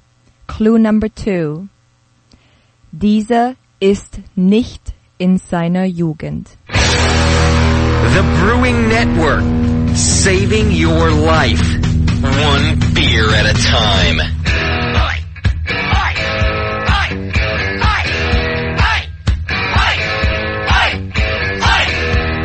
All right, we're going to try this again, folks. I do apologize. If you're just tuning in, I do suggest that you go over to our low bandwidth stream. We got both a high and a low there on the homepage, and the low might help. Justin's going low. I'm saying go low. It does appear to be on our side, at least our internet carrier, for that matter, is, I don't know, they sort of at random reduce our bandwidth, and yes, I paid the bill, Doc. I always ask that. Yeah, you just never know when one day we'll have one of those big old DS3 lines or something like that. Oh, yeah. DS3. That we could broadcast like higher quality than satellite or something. Okay, I'm going to ask, what would that take? Don't Few ask. $1,000 a month. Yeah, you don't want to know. Or a lot of help from our listeners. Yeah, well, even a T1 line would actually do it, but a T1 line's around $600 a month or something like that. And let's just not get ahead of ourselves here. That's insane. I get one at work. It happens rarely. Yeah. I don't need it, It but I got happens one at very work. occasionally. We're going to start broadcasting from the dental offices of Dr. Scott You Lothamer. probably could. Let's do it. We appear to be working now, though. I kind of reset everything, and it seems to be going fine, so I do apologize if you're having trouble. Again, go to the low bandwidth. For your sakes, I'm going to postpone just for a few minutes our first registration for the Conical giveaway, because I want everyone to have time to get logged back on and back in the chat room and all that business. So, yeah, our apologies. We still have Mitch Steele here. He doesn't care, and he didn't leave because he had a chance to pound another brew, and he's ready to get back in action. Exactly. Let's talk beer with Mitch. Mitch, you want to talk beer? Yeah. You doing all right over there, Mitch? Doing great. Okay. Sorry about all that fiasco, but we're back in action. So. I would say these beers are very big from Stone, and I don't know if you've paid attention at home, but we're Muy about mucho. hour and a few minutes into the show here, and Doc is barely. slurring a little bit. Only a little bit. You wait till the end. The slur detection. Yes. You guys brought a lot of Stone beer for us, and I appreciate Yes, that. they did. Thanks very much. Awesome beer. I think we're all going to get worked here. Okay, barring questions coming in about our previous topic, I'm going to go ahead and move us on from hops, if that's okay. I think we kind of wrapped it up there at the end, and we'll do more talking about Stone beer, so we'll probably get back to hops with that. 888-401-BEER is the hotline. You can give us a call, ask Mitch questions yourself, or you can go into the chat room and hand them over to Daniela. I'm not going to recommend using Skype right now, because I don't think we have the bandwidth to cover it. So don't call me, don't type to me. We'll call you. Leave me alone. And we'll be able to Call me. we'll be able to get on with this. Okay, so we did some talking about Stone beers, and I want to get back into those, but I do want to transition now about Mitch's move from Budweiser. And as we said in the beginning of the show, Mitch worked for Bud for 14 years. Yeah, 14. Which is it's a long time at the dark side, my friend. Yes, it is. We're happy to see you now over with us. But in our interview earlier today on the other show, you were saying that you actually worked for a craft brewery even before Bud. Yeah, I worked for a small brew pub down in Hollister, California called San Andreas. Oh, okay. I did that for 4 years before I went to Anheuser-Busch. Is San Andreas still around? Yes, Not really. Yeah, they kind of are. Are they? They kind of are. On a small scale? You know, I'm still a stockholder there, and I just got a note that the president is ready to give it up. And Ah. Time for you to buy it, Bobby. yeah. I have some cash, maybe, but So you got the email that says, here's your stock, it's not worth anything? no, not quite that bad. I see. But they closed up the restaurant brewery. They had a pub brewery down in Hollister, and they closed that up about a year ago, and it's now a sushi restaurant. Okay. Hollister's not a real big hub. No, we No. were trying to make it one, but no, Sure. it didn't really happen. Good effort, though. How long were you there? I was there for 4 years. You were, okay. Yeah. And was that your first brewing gig then? You went from home brewer to San Andreas? Yeah, I that was my first professional gig. I studied brewing science at college, and Where'd you go to school? I went to Cal Davis. You did? Oh. Yeah, I did the undergraduate program there, and winemaking and brewing science, and then I got a job with Almond and Vineyards, which was located. They had 2 wineries down in Hollister area, and I was working with them when I started working at San Andreas. Okay. Nice. A lot of people talk about the Davis program. I guess you're one of the success stories too. Like you'd say, well worth the effort and the money. Yeah, for me, it was a great experience, and I think I studied under Dr. Michael Lewis, who a lot of people know, and I think the world of him. I think he's one of the best beer educators in the world. Wow. Charlie Banforth is there now, and I think he's great too. But, Okay. it was a great experience for me. I really enjoyed it. Fantastic. Yeah. And it was a 4-year program for you there. Yeah, I've got a Bachelor of Science in Fermentation Science, so the Brewing Science program was just a part of that. Okay. And is it a pretty easy question? Are you just like us to say that you just really got into home brewing and good beer and decided that's what you wanted to do for a living? Yeah, pretty much. Yeah. Yeah. Were you married at the time that you made that decision? No. You weren't married? No, I was not. You're single? Yeah. So it was an easy decision to make. Yes. No, I got married when I was working for Anheuser-Busch. Oh, okay. Yeah, so. It wasn't one of Augie's wives. No. Good. What? Wives? Like, he would just hand them out like a can of... You didn't know that about Augie? Yeah. That's right. At Budweiser, they don't give out Christmas bonuses. They give out wives. No, I was already spoken for. It would be best if you were married to her. Yeah, exactly. It's a control thing is what it is. It would be like a... Yeah. Mitch, Yeah. this is Augie. You will marry one of my wives. And it will be good. See, and that's why I realized I had to leave, you know? Yeah. That happens at year 15. You were only there at year 14. Is it true that that everybody who's at Budweiser has like a earpiece embedded in their ear so that at any time Augie can send his messages? Not on the brewing side so much, on the marketing side maybe. Maybe so out there. Yeah. Does he start the brew day with a bell? No. Every day? Clang, clang, clang, clang. No, it's a buzzer. It's more of a buzzer. All right. So you then moved on from San Andreas Brewing Company and went to Budweiser for 14 years. Yeah. One position, or did you go in as one and kept moving up? What happened there? Yeah, I kept moving up. I went to Fort Collins, Colorado, and I was a brewing supervisor, which is probably the toughest job at Anheuser-Busch. You're working 7 days at a time. You're working odd shifts, working weekends, working holidays, and you're basically the frontline supervisor or the foreman for the brewing staff, which is all Teamsters. And you're a frontline manager, and it's tough. Cat of nine tails. Yeah. Yeah, because what it is basically you're like the guys that are brewing on the floor. Like you think about pub brewers, micro brewers, brewers like yourself, myself, even home brewers. They're like involved in all aspects of brewing. But these are guys. I mean, not to put them down, but it's kind of like an assembly line job in a lot of ways, and you just kind of go to work and you do your thing. In some ways, yeah. I mean, I was as a supervisor, I'm more of a planner and a scheduler and making sure things happen when they're supposed to happen. And the Teamsters are the ones that push the buttons and start the process and do frontline monitoring of the process. But yeah, it's big industrial. That's what I gathered a lot was when you get into that big a thing, it's kind of like you have one job, you do what you do. You don't know what malt does, you don't know what hops does. You make the beer flow through this tube, and you're called a brewer, unless you start moving up like you did, and you're supervising this and that. There's a lot of stuff going on in that plant. Yeah, that's true. I think the one thing though to comment on to make a comment on what you just said is that Anheuser-Busch provides a lot of ways for you to learn about hops and malt if you're interested, and if you really want to learn about that stuff. They're very big on educating their staff. So if you have the interest and you want to do it, they offer a 1-week brewing school, a 3-week brewing school, a malting class, a class on hops, an engineering class. And so if you're interested and you're doing a good job and you get sent to these classes, you can learn a ton. That's a good deal, that's actually. Awesome, Oh, yeah. Well, and you got to assume that a company that's successful in brewing is going to invest back in their employees like definitely. that. So that's a really good Yeah. plan to do that. Oh, Yeah. I've always said, we always poo-poo the big guys. Yeah.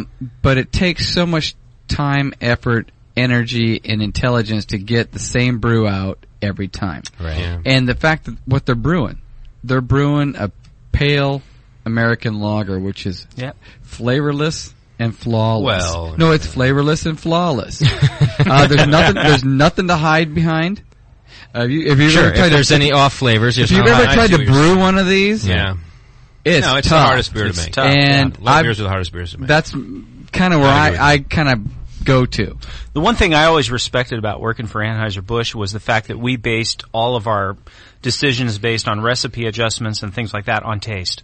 Right. And we had taste panels that met every day in the breweries, and there was what they called a key taster panel that was made up of vice presidents and directors and things like that met every week, and they tasted Budweiser from every single brewery and judged them against each other.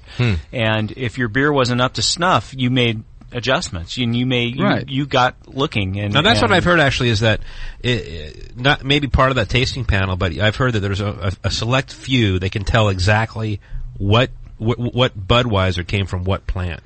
Is that true? I think, back 10 years ago, maybe that was the case that, Fairfield or Merrimack or wherever had, certain taste based, because the different breweries had different styles of fermenters and things like that. Or the different water, everything. Yeah, different water, all sorts of things. And I think as time went on, obviously when in a company like Anheuser-Busch, when you see that, you try to fix it, And when I left Anheuser-Busch, it was very difficult to tell from one brewery. But could you, as a brewer there, if somebody gave you like a bottle from Fairfield versus St. Louis, could you say like, you know what, I can kind of tell a little bit of difference?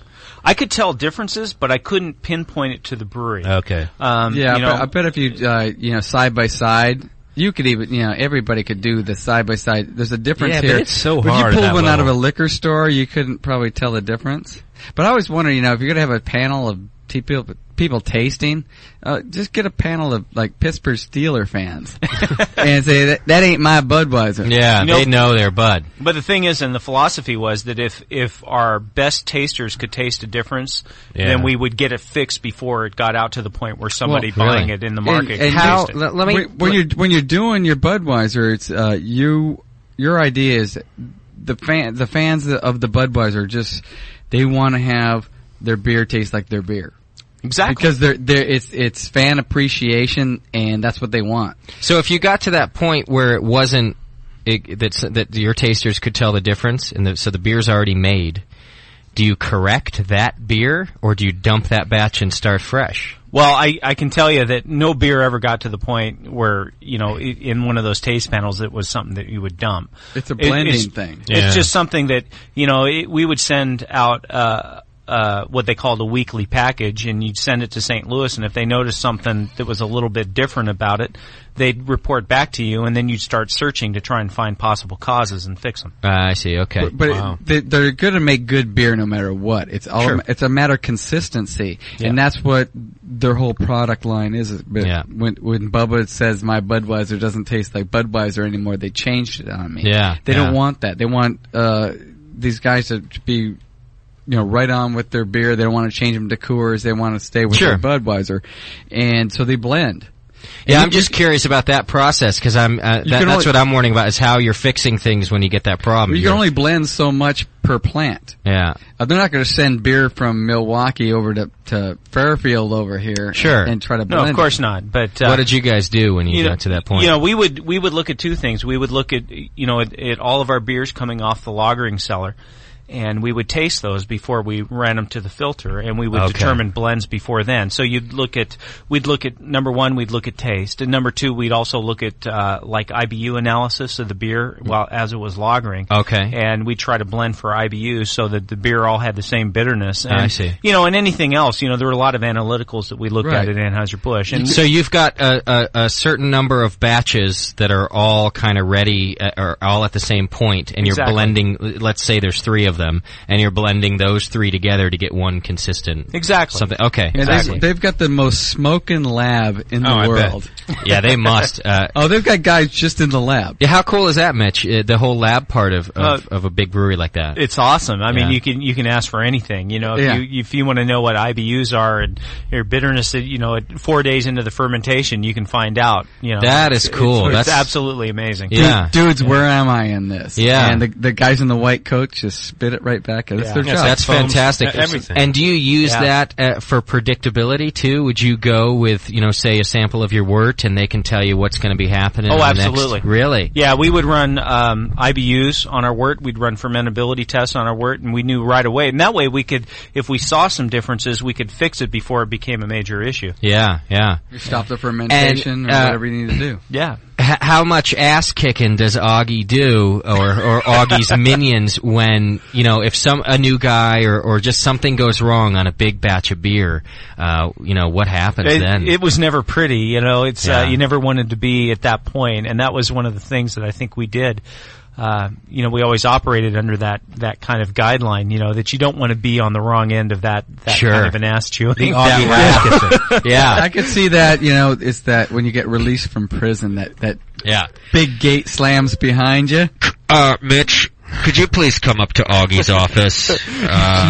We're gonna need to talk to you. You know something? I got one of those phone calls once, and your stomach falls right through out of your body, it's just awful. I always trick myself into thinking, he's going to congratulate me. I'm going up there, yeah. Mitch, it's been 5 seconds since our last announcement. Don't make me say it again. Get your ass to Augie's office. I'll be right up, sir. That's Mitch in Augie's office, right? That's Mitch's balls pulling up. What can I do for you? It's Augie is in the building. Augie's in the building, and he'd like to see Mitch. Now. That's scary. Never good. It is scary. Augie wants to see me. Yeah. It's never that way. Yeah. All right, we'll get more into that later because that's fun. Well, I got a quick question.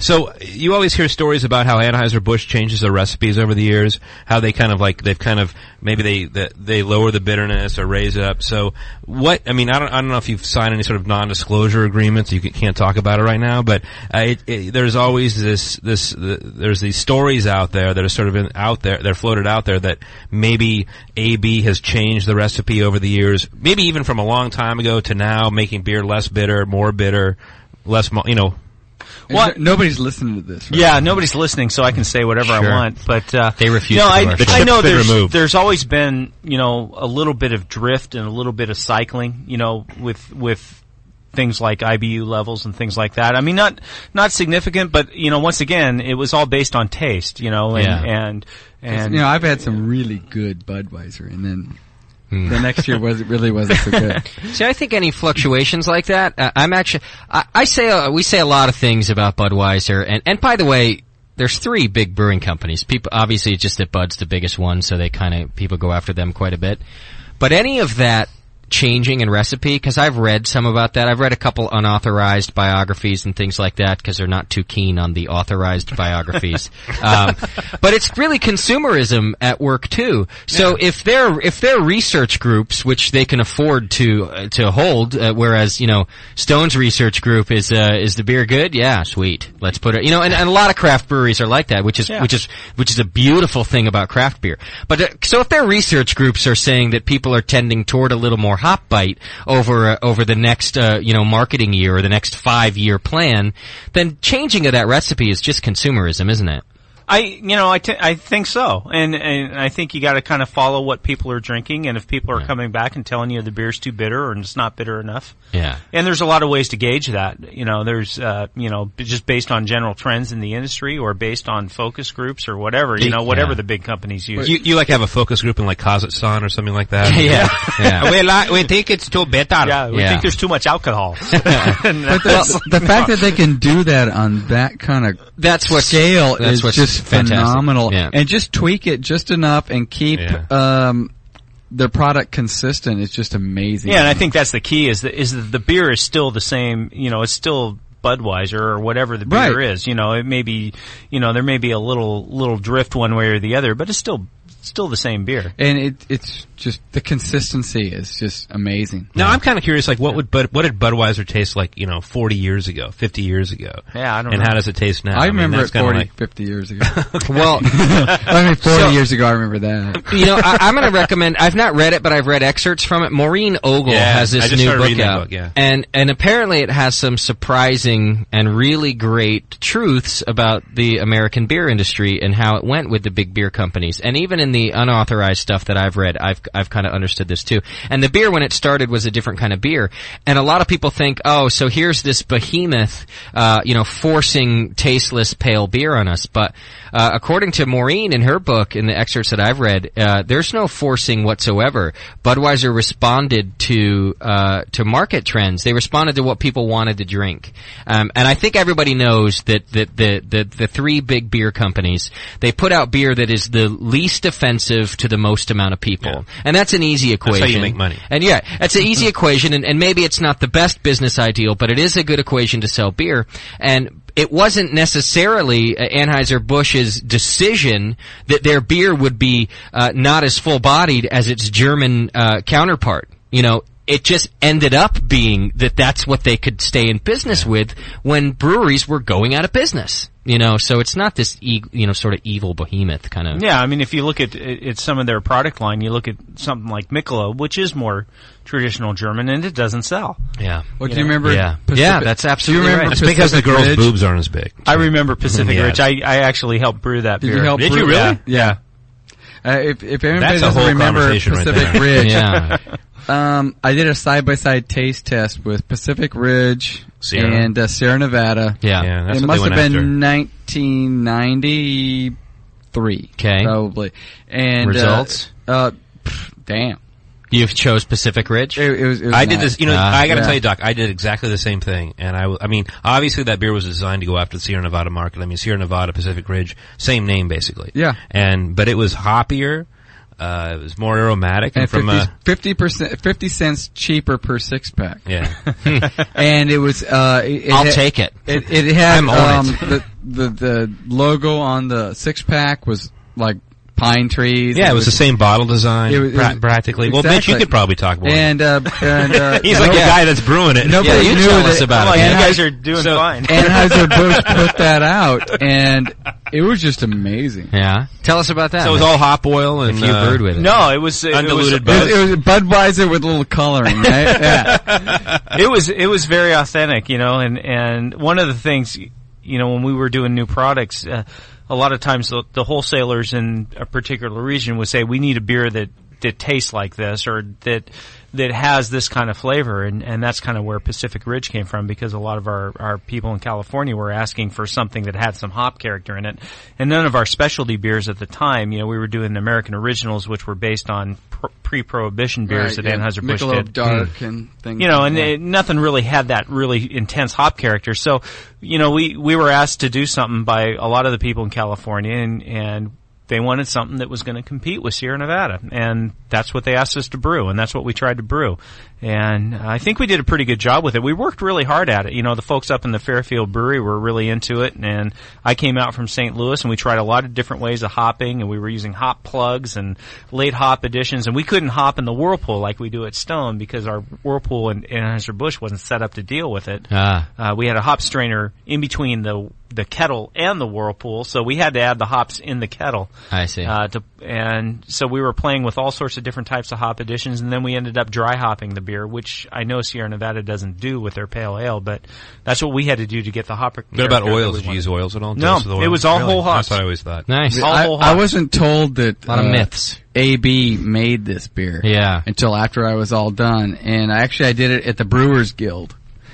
And when I was taking classes up there at the Brewers Guild, and it was a blind taste testing, and it was like, I was amazed. Yeah, good beer. It was really nice.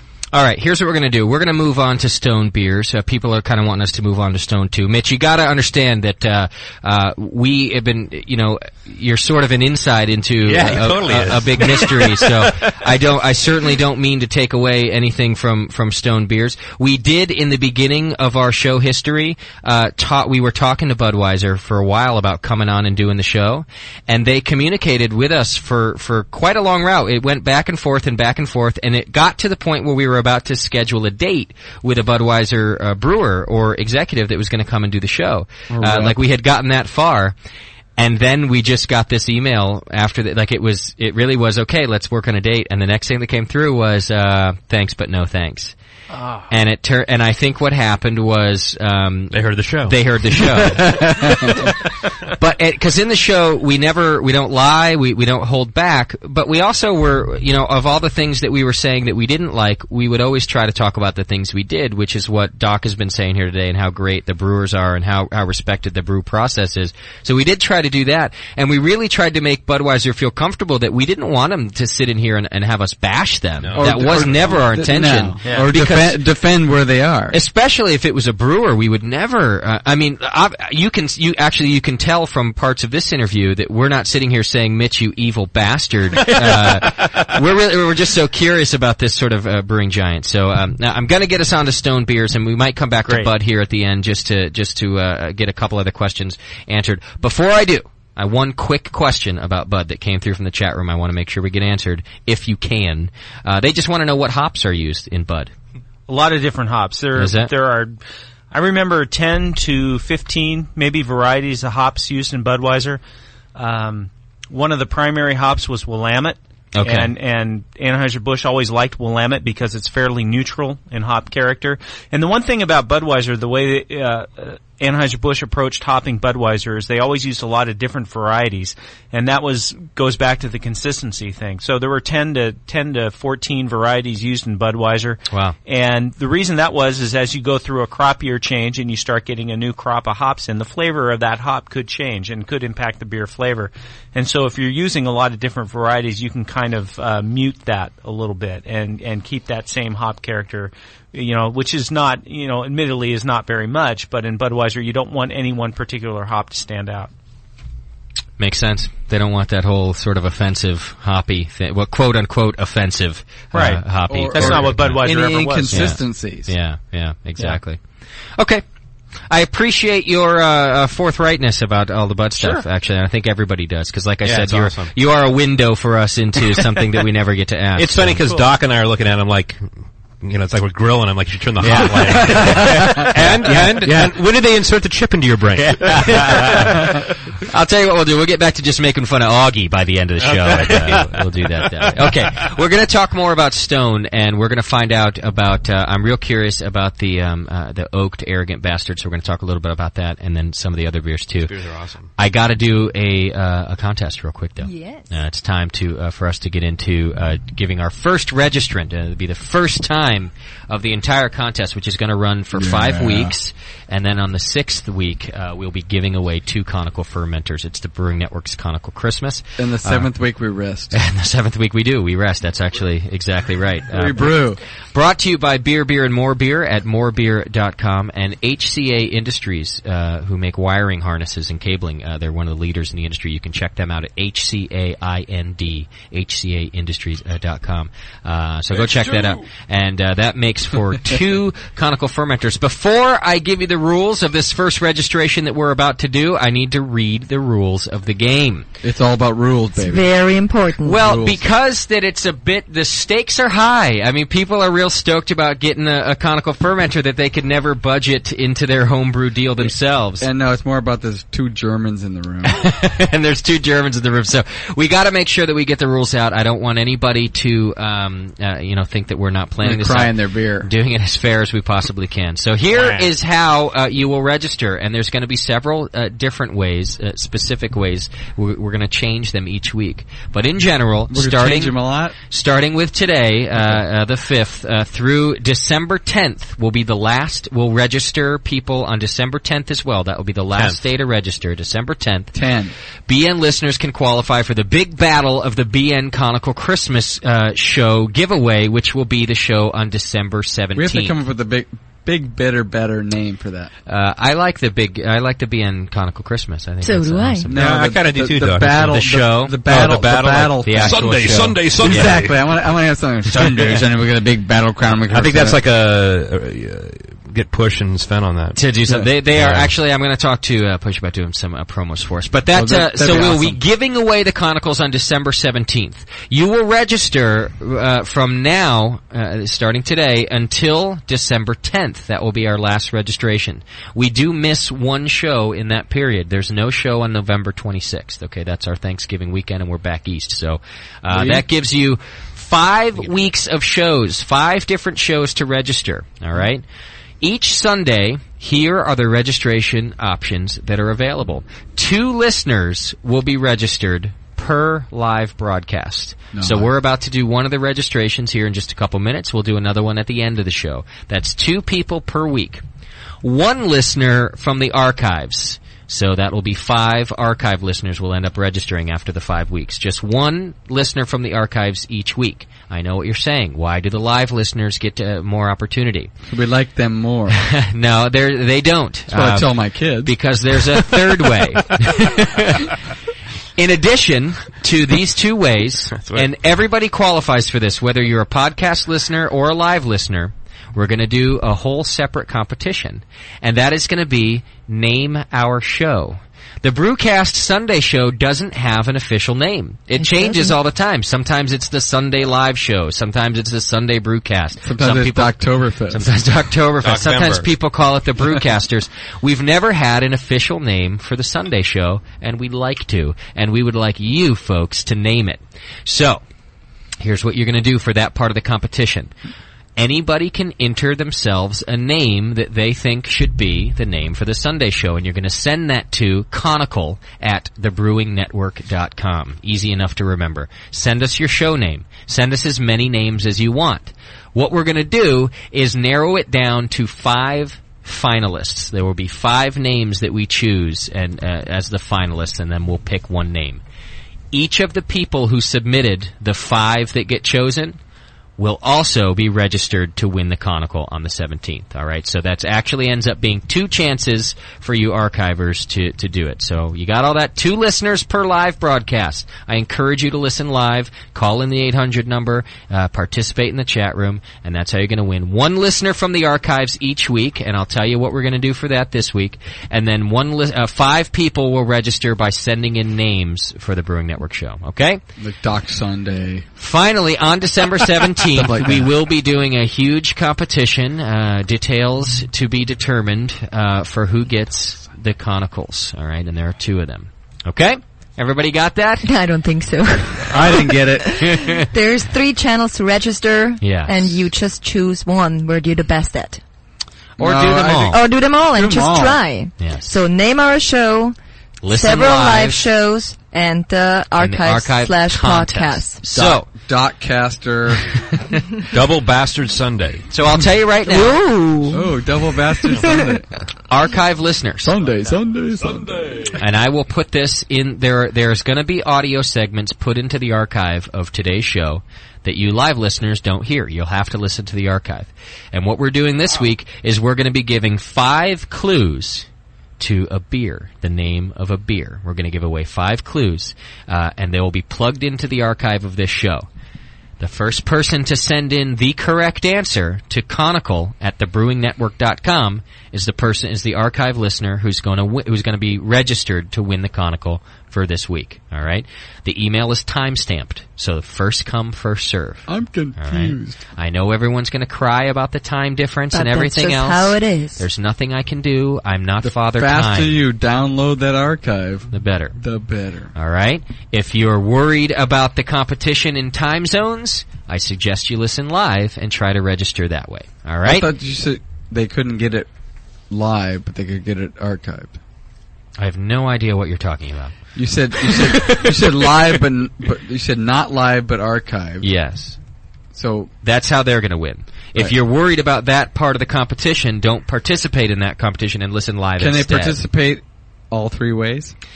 They can, although I would go ahead and say that... JP's not here, though. So. I would say Brewer's Code says if you listen live to the show, don't participate in the archive competition because you're not giving the people who are unable to listen live a fair chance. But I obviously can't police the world. I'm not Team America. And we don't want to. So if you're a live listener and you want to do the archive thing, that's your choice. My opinion would be... if you listen live, that's your chance to register. Let the archivers have If you listen live once in a while, but you're mainly an archive guy, then you're an archive and guy. just try for the other competition, name the show. Okay, so let's do it. Let's do Brewer's Code and make it fair. The first time to register right now, it's going to be a piece of cake. Sometimes it'll be complicated. Sometimes it'll be funny. Sometimes it'll be retarded. This first one is real simple. Sometimes worse. And Danielle, I want you to type this into the chat room simultaneously. It's not that. Don't look at me like that. It's not what you think. I want you to. We're doing the. Just type what I say. Okay. Here's what we do. Just type what I say. All right? Because people think, oh, I get the stream in 1 minute delay, and other people get the stream in 2 minute delays, and they cry about the fact that other people. There's a lot of crying in Brewing, apparently. Is there a lot of crying out there? So type this in as I say it. To register right now to win a conical from Beer, and More Beer. How do you spell conical? Just do it in like shorthand. Say cone. Conicola. You need to. You ready? I'm ready. Call 888-401-BEER. Caller number 9 wins. 888-401-BEER. Caller number 9 is going to register for the conical giveaway. Let's make it happen! Right? 888-401. Mitch is on the phone, by the way. If you're calling me on Skype, hang up and call 888-401-BEER. Caller number 9 will be registered in the conical giveaway that's coming up in December 17th. This is always the exciting part, and I find it hard to keep things together because I picture myself as being a listener, and I'd be so stoked about getting myself a conical that I'd be jumping out of my seat right now. My BlackBerry doesn't have the letters on it. It doesn't? No. What's beer and numbers? 2337. 888-401-2337. That's me calling. He's calling. Sorry now. 888-401. Tell them what number they are. And you should do that. The phone's ringing right now. How many is that right now so far? 5? We're up to 5. Caller number 5 just called in. Just keep in that redial, baby. Keep going. Ling, ling, ling, ling. 6. So exciting. The phone's ringing off the hook. And Jesus. Everyone trying to get registered. Yeah. There will be a chance again at the end of the show for somebody else. Ears getting cauliflowered. A lot of phone answering. Come on. So it's exciting, actually. Yeah. Okay, what I was love that? you know what Danielle is doing in such like a German fashion too. Sorry, not, and hanging up like you lose, you are loser. You are loser. I'm sorry, I cut your legs off now. Yeah. Sorry, no. What did you tell them? It looks like our next caller. Here we go. Is going to be the winner. I'll just get it directly. Come on. 888-401. Here we go. Ring. Caller, who we talking to? It's Bob. Fuck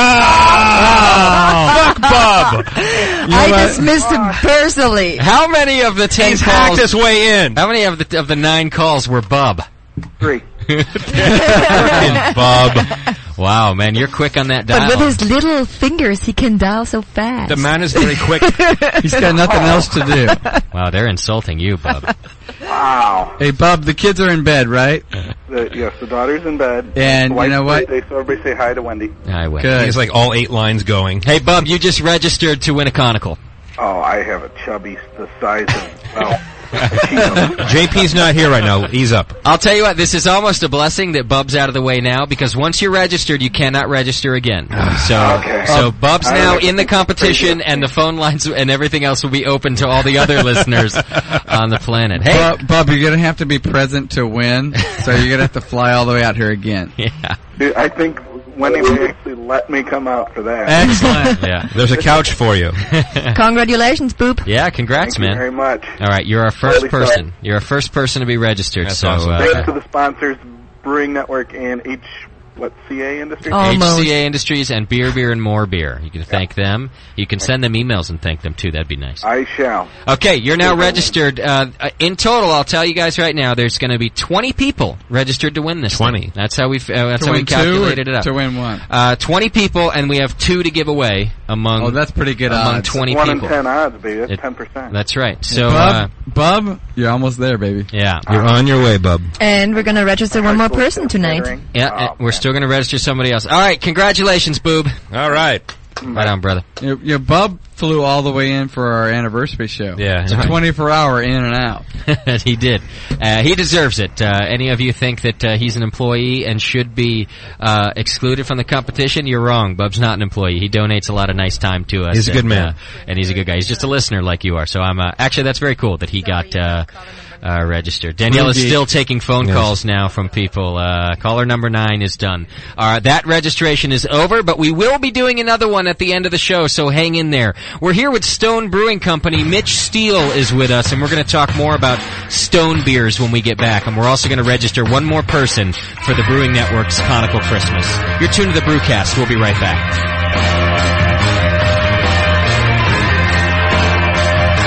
You're listening to the Brewcasters on the Brewing Network.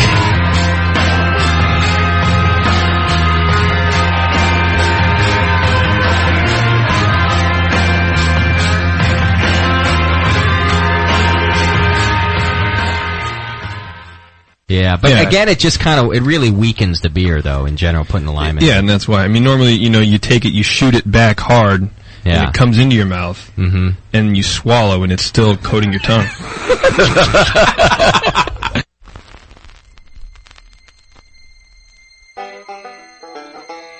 I'm on. Thank God, not a moment too soon. There's no one in the room, right? Yeah. All right. That's a really hard line. You wrote it. What's with the Abacast dream? God damn it. Oh, these are really hard. I'm just going to have to do this a bunch of times. Who wrote this shit? You know what? Go ahead and start me over. And just trash that whole take. Hit that fucking whirlpool vigorously. Holy shit, I need some air. Damn, my yeast will not proof in my... Oh my God, I'm so white. Okay. Proof and fucking boobs being rude and my kid pulled out. Gotta say that a whole lot faster. This whole chat room I want now, Justin. Shit, that's a lot of words. 50G, why don't you push eject me? I'm screaming Gucci when D pushes me off the screen. Ow. I'm screaming Gucci when D pushes me off the screen. Blah, blah. That's the end of that. Then we're off into the pseudo chorus. I just got booted out of the chat room. I was so in the groove on the last one. That was crap. Holy shit, I just got booted out of the fucking chat room. Did you have to laugh? Sweet shit that likes life and aerobic. Damn, my yeast will not proof and I'm out of air. Doc's little voice in my ear screaming. I realize that I'm missing 2 whole bars of lyrics. Damn, my yeast will not proof and fucking boobs being rude, my kid. That one's impossible. Think I can't think, but then I hear Doc's little voice in my ear. This is where it just falls apart. I don't know how this worked in my head. Motherfucker, drink! Drink! Oh man, that always kind of irked me. You're like, drink! That part's easy. It's how do I fit all that other crap in there? Alright, that's probably good enough for now. Oh, that's funny. Is that you? Oh, that's me. Shit. I'm throwing down an angry rap song. Oh, what time is it? Probably within the next 20 minutes. I love you, sweetie. Okay, running out of time. Just got booted out of the chat room. That's the gay version. Okay, don't even think about putting that on there. This is just pathetic, isn't it? Look at the 2 jerk-offs. Bet I don't have like a good ripping fart right now or something. Wait, I'm actually touching cloth. Doc's little voice in my head screaming. Are you doing that, Brandy man? Kill JP. It really sounds like I'm on the pot, doesn't it? I think it does. Oh, let's just fan take a crap. I'm out. I like the dog.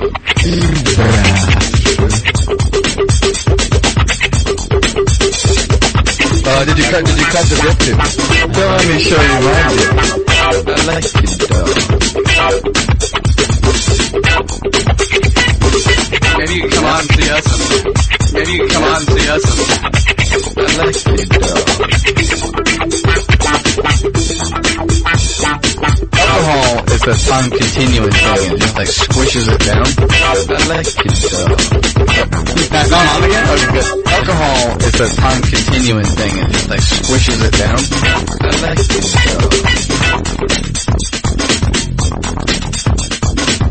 I'm Mexican. Did you cut the dip too? I'm Mexican. Did you cut the dip too? I like it.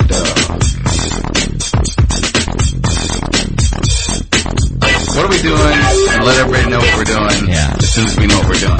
I like it so.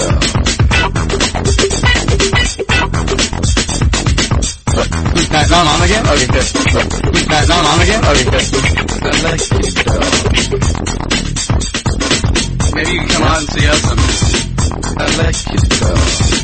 I like it though. Don't let me show you my dip too. Don't let me show you my dip too. Did you cut the dip too? Did you cut the dip too? Did you cut the dip too? Did you cut the dip too? Did you cut the dip too? Okay, people, listen up now. Clue number 3 is, before work, Dr. Scott will do this to you. You're listening to 3 guys. Excuse me? What about me? Yeah, sorry. You're listening to 3 guys and 1 girl use a radio show as an excuse to drink more beer. The Brewcasters on the Brewing Network.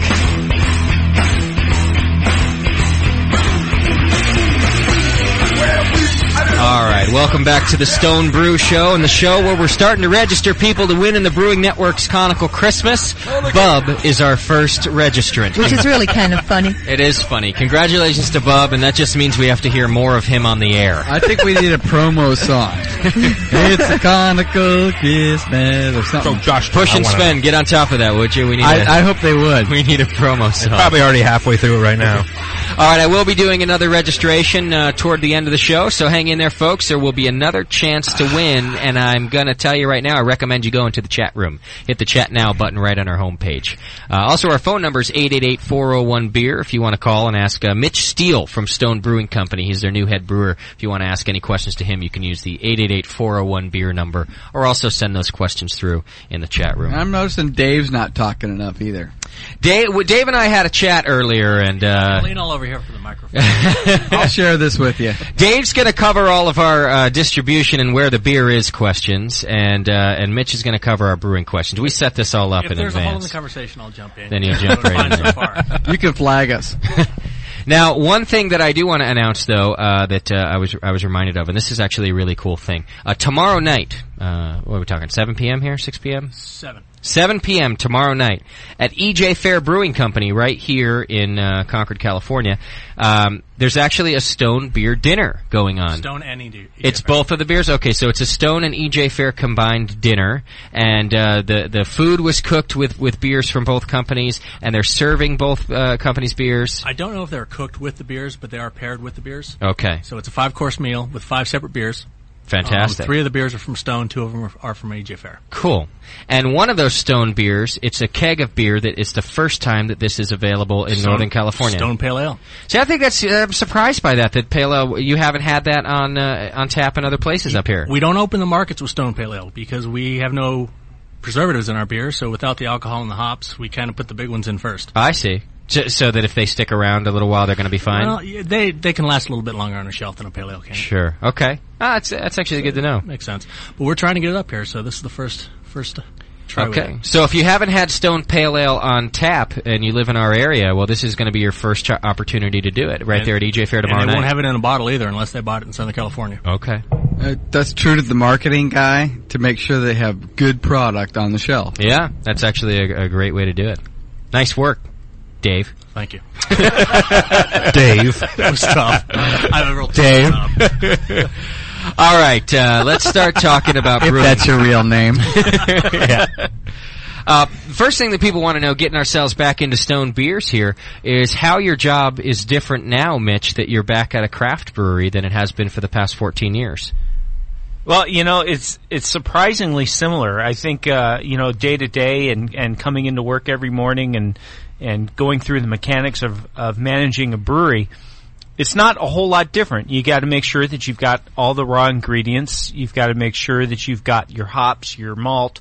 I think the biggest difference that I see, let alone the difference between going from a huge corporation to a small company, is primarily the culture. And the culture is all about just really great beer. And one of the things that really attracted me to Stone when they posted their ad and I started talking with them, was the fact that Stone is about promoting the craft brewing business as a whole, not just themselves. Yeah. And they're very into what everybody's doing, and they're very they're very into promoting what other brewers are doing as far as making great beer. And I really like that. I really thought that was very cool, and just a company that just embraced the whole craft brewing culture like Stone did, I thought was just fantastic. That is, and I kind of feel the same way about the craft beer industry as a whole, but certain companies definitely more than others embrace everybody in the business. So, Dave, what's it take to get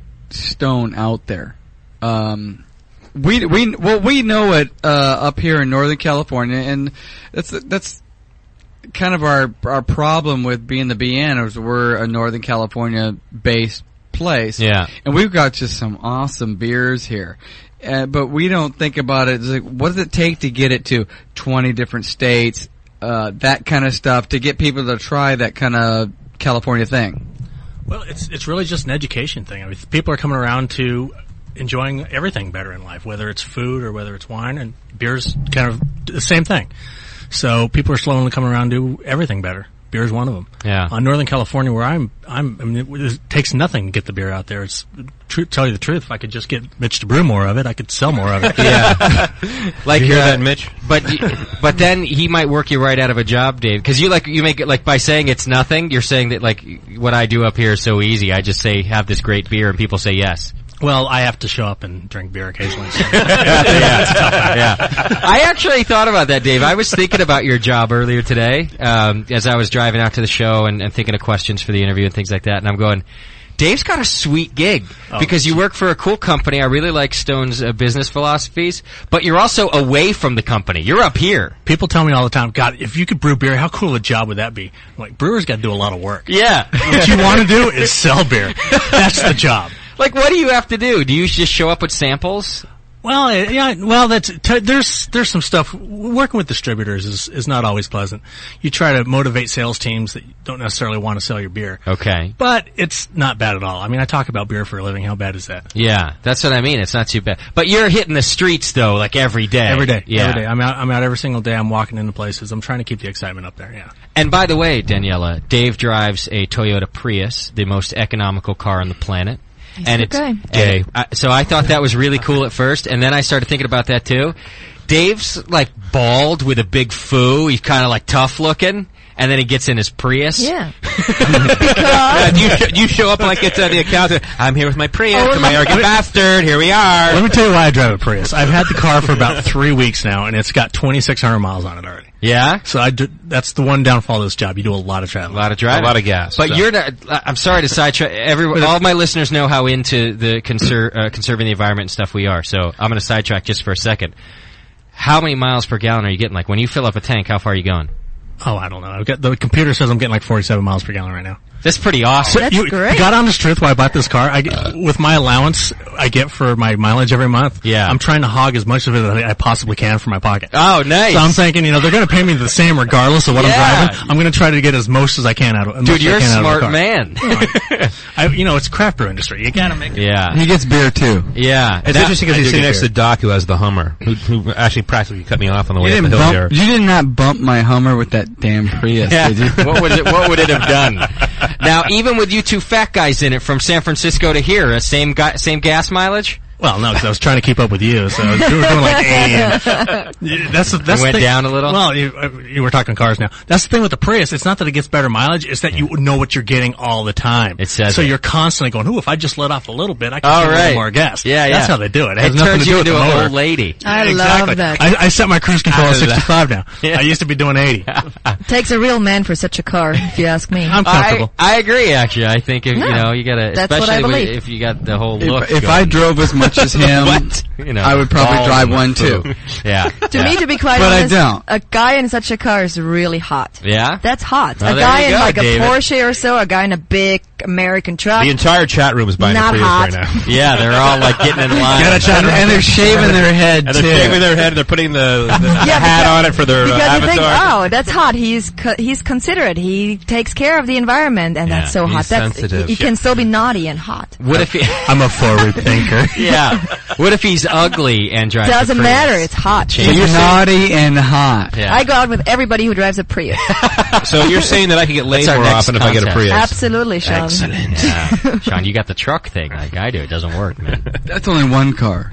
Maybe not all chicks, but the girls like I am, they dig that stuff. Of course, once a week, can I borrow your quality truck when I'm girls. hauling kegs all over the place? There you go. What's going on with that? Right. I'm trying to get out of the business. I'm trying to make my distributors off. Yeah, beer. to have them do it, yeah. Yeah, that's what they're paid to do. Yeah, sure. Paid to move beer. All right, so let's get back to beer then. I just thought that was an interesting segue there for a second. People had written in... Interesting? It is interesting. It'll fill time. Here we go. Good radio. People want to know why you guys went to 12-ounce bottles for the oaked Arrogant Bastard instead, because it used to be you just had the 3-liter bottles, right? Yeah, we just had the 3-liter bottles. I think it's kind of an experiment for us. I don't know the entire reasons for it, but I think it's something that, it's for our fans and, so people can get some oaked Arrogant Bastard and not have to wait until they have a nice party going before they Sure. can crack one open. Some more accessibility. Exactly. You know, and we'll see how it goes and we'll see how people respond to it. So far the response has been incredibly positive. Really? Yes. I love the beer. This is the first time I've had it. I know you guys have been doing it for a few years though, but this is the first time I've ever had it. Yeah, we've been, I think it's been 3 years since we've been doing it. Okay. And while we're on it, people want to know... First time that Justin got wood. Yes. Well, not maybe the second. People want to know though, oak barrels or oak chips? Oak chips. Yeah? Oak That's your chips, deal? yes. Okay. And So how are you doing that? Are you passing it through like a... Can you talk about it? A little bit. What we're doing is we're steeping the chips. In a fermenter or in the secondary, in Okay. the lagering. Yes, and then How we're adding long? that. A few days. So it's like a couple of days, it's quick. See, I thought you had to do a long time to get oak chips barrels. have a lot of surface area. Yeah. Chips are a problem where they have a lot of surface area and it's quick. Plus, if they're new chips, if they're not using like an old barrel, And- you would, And he's got a commercial brewery. He's got to move things through. Yeah. And he doesn't want to sit on oak chips for 3 weeks. Or oak cubes for 3 weeks. Yeah, and we get new chips from a supplier up in the Napa Valley that supplies a lot of the wineries, and we use those, and we use them once, and Right. and that's it. And he looks like a nice guy, but he's not going to babysit some barrel for 6 months. We have some barrels, but it's not for something like we're going to put it as a 6-pack. Exactly. We do some barrel aging, but it's more for our hardcore fans that come to the store or come to our restaurant or something like that. Yeah. Just a very small amount. Okay. So if home brewers want to use oak chips for their beer, is there some equation or some ratio? How do you figure out how many chips to add, for your batch? Was that a trial and error thing for you guys? we did some benchtop testing in our lab, putting some wood and some beer and yeah. yeah. Putting some chips, oak chips in our beer and seeing what was the right amount. Okay. And so there's no golden rule. No, not really. It depends on how much wood flavor you want to have in the beer. One thing I've noticed is you do the wood chips, and it will overpower your beer quickly. Yeah, that's what I thought. But it will fade too.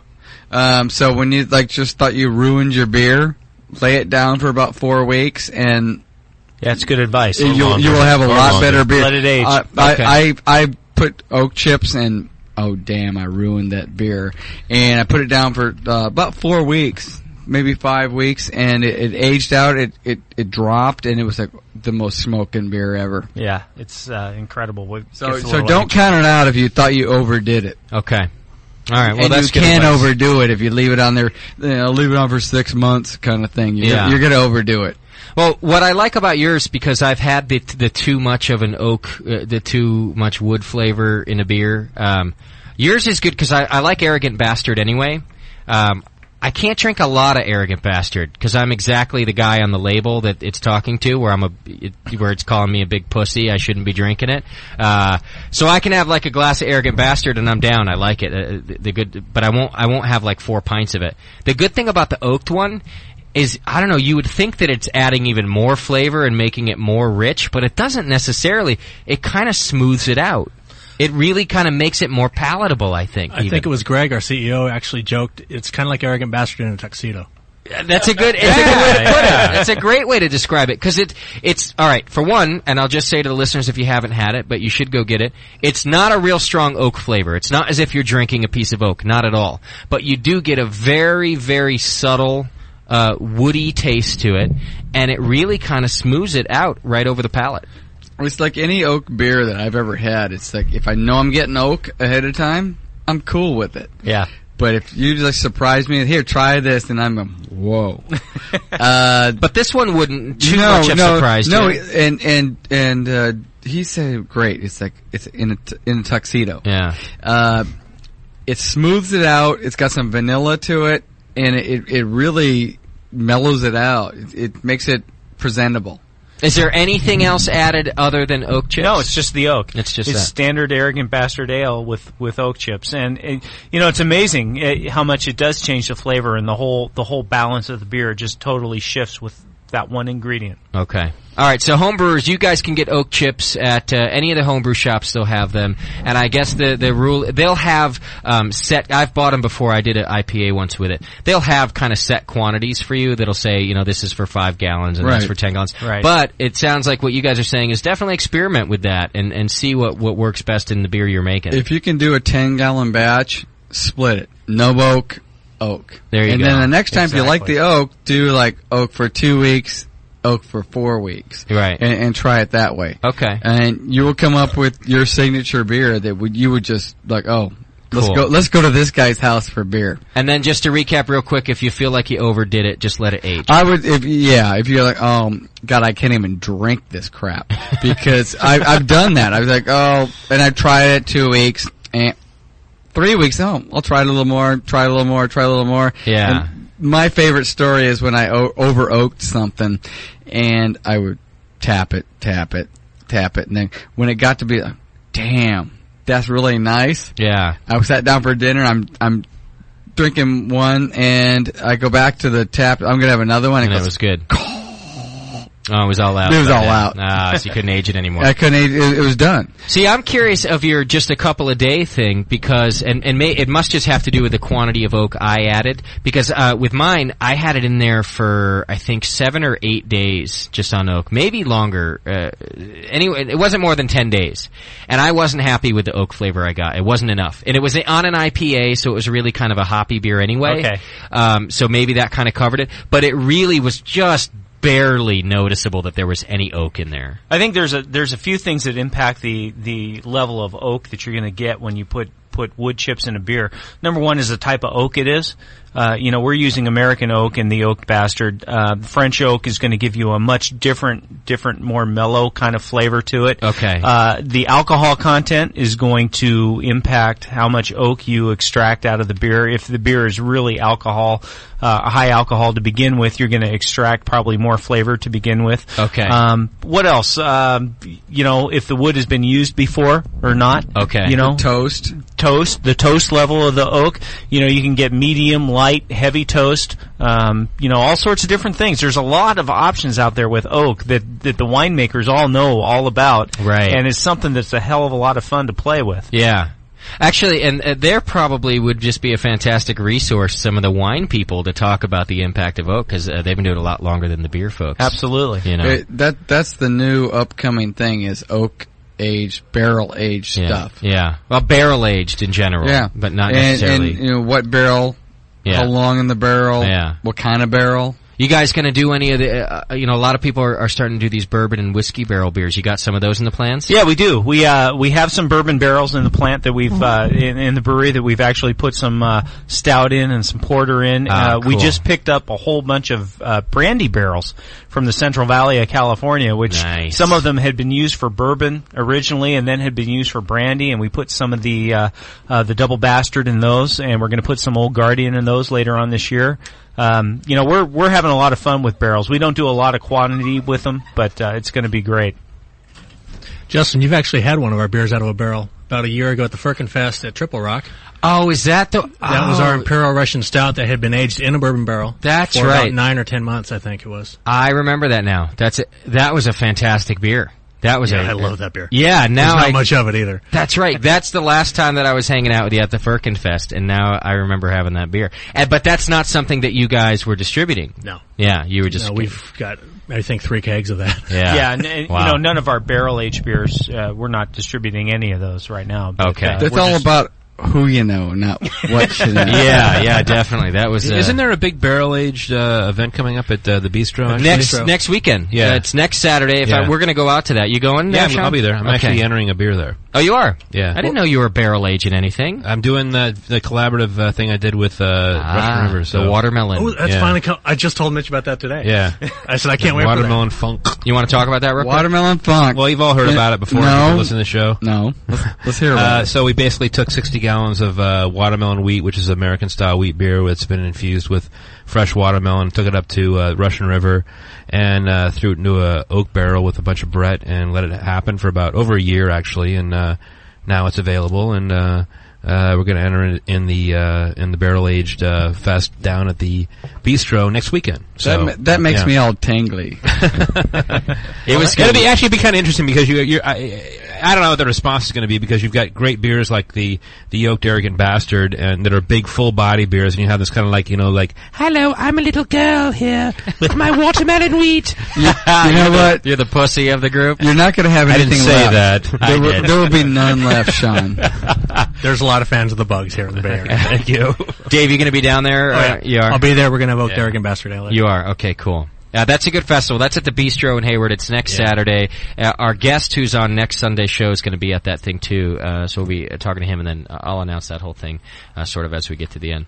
Okay, a little more on Stone beers. Somebody was asking me about the Stone Pale Ale recipe, and they're curious if it's changed significantly. Because they're saying that they noticed that it placed at GABF as an ESB, your Pale Ale. And he says he agrees that it tastes more like an ESB than it does an American Pale Ale. So what do you think about that, Mitch? Well, the recipe hasn't really changed. I think what happened was we got together this summer and we're taking a look at GABF entries, and Steve had told me, Steve Wagner, who's the president and the brewmaster of the company, told me that he had been entering the Stone Pale Ale as an American Pale Ale, and I said, we should take a look at entering it somewhere else, because it really doesn't have that like cascade pronounced hop character that you have, which is to be expected in an American Pale Ale. So we took a look at the categories, and there's a subcategory of ESB that's called American Strong Bitter that Stone Pale Ale fit in perfectly. And, we don't really brew our beers to style. That's never really been something that's kind of a conscious decision on how we formulate our beers. But, that beer kind of fell into that category. And so I suggested that we enter it there just to see what happens. And we weren't expecting to win anything, and it was really nice that we did. We were very thrilled with that. But, we certainly didn't expect it, and it was very cool.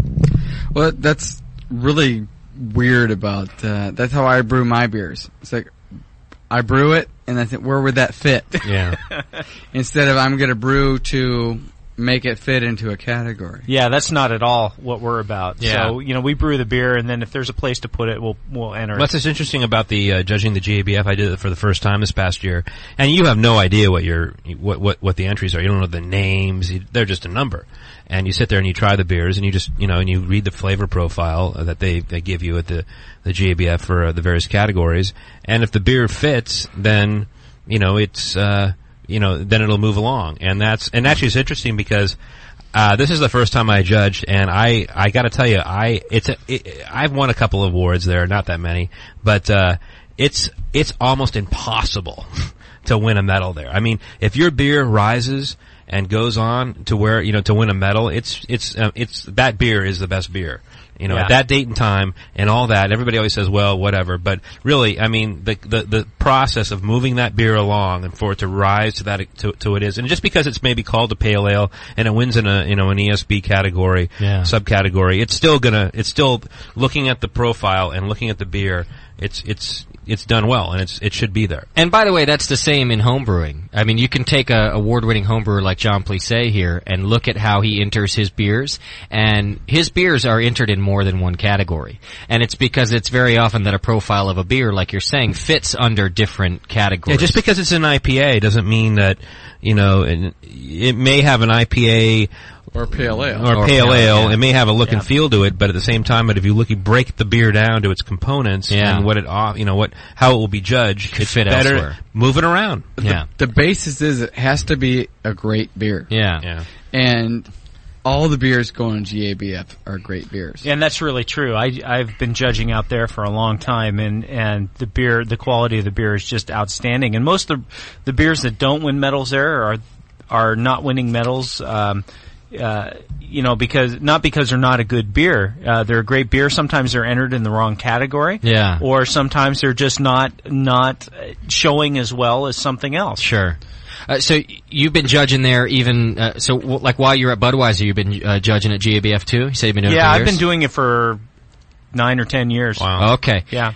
The reason I ask is because I was talking to some other judges and or potential judges at the GABF, and there's kind of a rigorous criteria of what they want from a judge.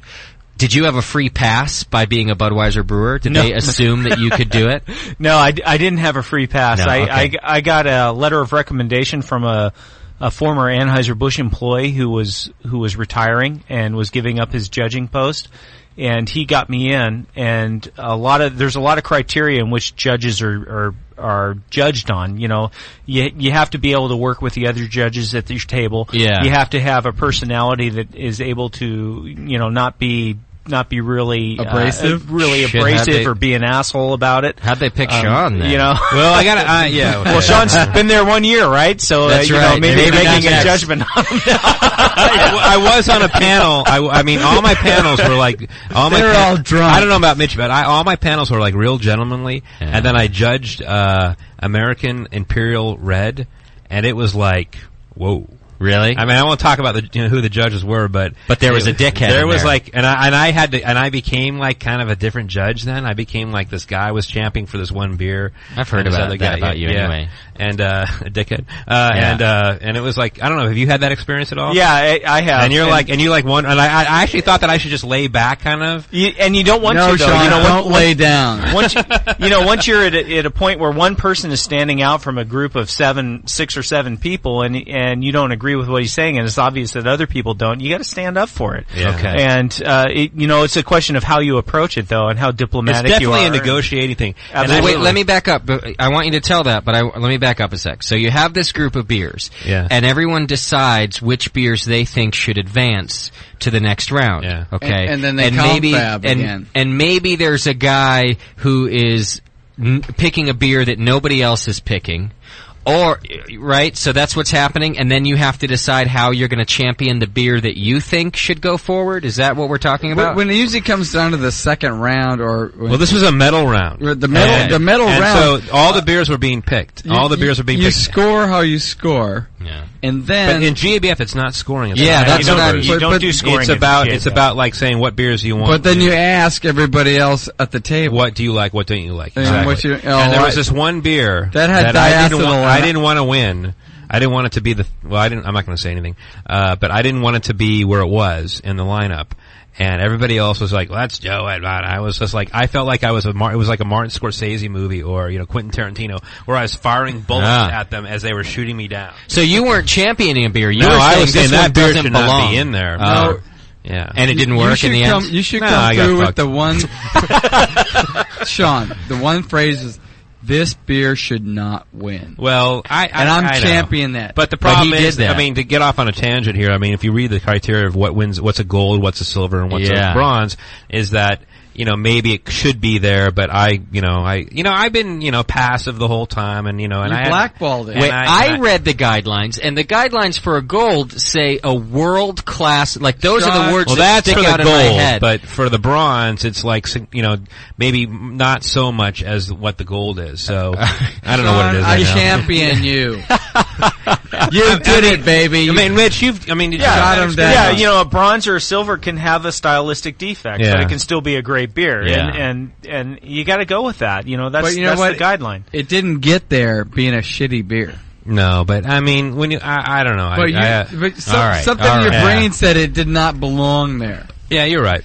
All right, let's do more beer talk with Stone. Get off this GBF thing. I have some good questions just about the Stone facilities. For one, people want to know when the restaurant's going to open. The restaurant is open. It did open? I heard it opened Wednesday. Cool. Right now. And that's at the new location That's at the in new Escondido. location in Escondido, yes. And the other question paired with that is, why did Stone move the brewery? Was it just convenience, or you needed a bigger facility? What was the deal? I don't know if convenience is the right word, but Mitch said he wasn't going to work there unless they moved it. I wasn't going to work unless the brew house was automated. You know, I want to push buttons. I love that. That's the interview. Mitch is like, the buttons are not correct. I would not push them. Do I have to grade out? Yeah. No, it was a matter of capacity and you know, demand, and it was obvious, you know, from the stories I hear about the old brewery. Our brewers were working 7 days a week, 24 hours a day, and we weren't able to make enough beer. And we needed a new facility that had more room and more fermentation space. They were brewing around the clock, and they had people like me calling them saying, I need twice as much beer as you guys give me. Right. I'm that sucks. Reading some books right now about other breweries, too, that are talking about just that thing. And in some ways, talking about what you're talking about, Dave, saying that the salespeople are calling and asking for more beer. And in some ways, companies are thinking that that's a good thing. If you fill, say, 80% of the orders that you have, you're creating more demand rather than filling all the demand. You see what I mean? Dave, if Mitch gave you more beer, could you sell more beer? We're selling everything Mitch can give us. Yeah. But you know, what you said is right. Yeah. Short term. Okay. Long term, though, you're just going to end up pissing everyone off. Okay. I mean, come on. If you can't take a beer, brew it, and hold it out of reach of everybody forever. Sure. For only so long, I guess exactly. you can. So you need to do whatever you can to try to get as much of it out there as possible within reason. Okay. We're not going to, the quality of the beer is not going to suffer as a result of it. Right. And then I think that's why, we just figured, hey, from ground up, let's build a brewery to our specs. Okay. Now, while we're talking about that too, I know little about this, but I do understand it a bit about what you guys are doing at Stone, and I think it's important to talk about, especially in terms of AB here. So Anheuser-Busch, over the years, has not only dominated the market, but built the distribution system. But Stone is creating their own and has their own distribution system as well. Is that what it is? Because people, I guess the way I heard it is that some craft brewers are now going to Stone and saying, help us get into your distribution system. Stone is a distributor in Southern California only. Okay. So within San Diego County, I think all the way up to LA, we are a brewery. We also have a distributorship. Russian River from Northern California, Bear Republic. These guys are in our portfolio. Yes, and that's part of what you're talking about, right, Mitch? Of the support. Yeah, exactly. When I walked into that warehouse, that cold storage warehouse, and I saw Avery, I saw Russian River. Yeah. I saw Bear Republic. I was like, wow. Yeah. This is unbelievable. See, when I heard that, I thought it was really great too, and I felt like somebody who's a bigger brewery, who's been around for some time, who's been doing it, who's growing, somebody like that, somebody like Stone needs to jump in there as a distributor and do for craft beer what the other distributors don't know how to do necessarily, which is take care of it and store it properly and put it on the right shelves.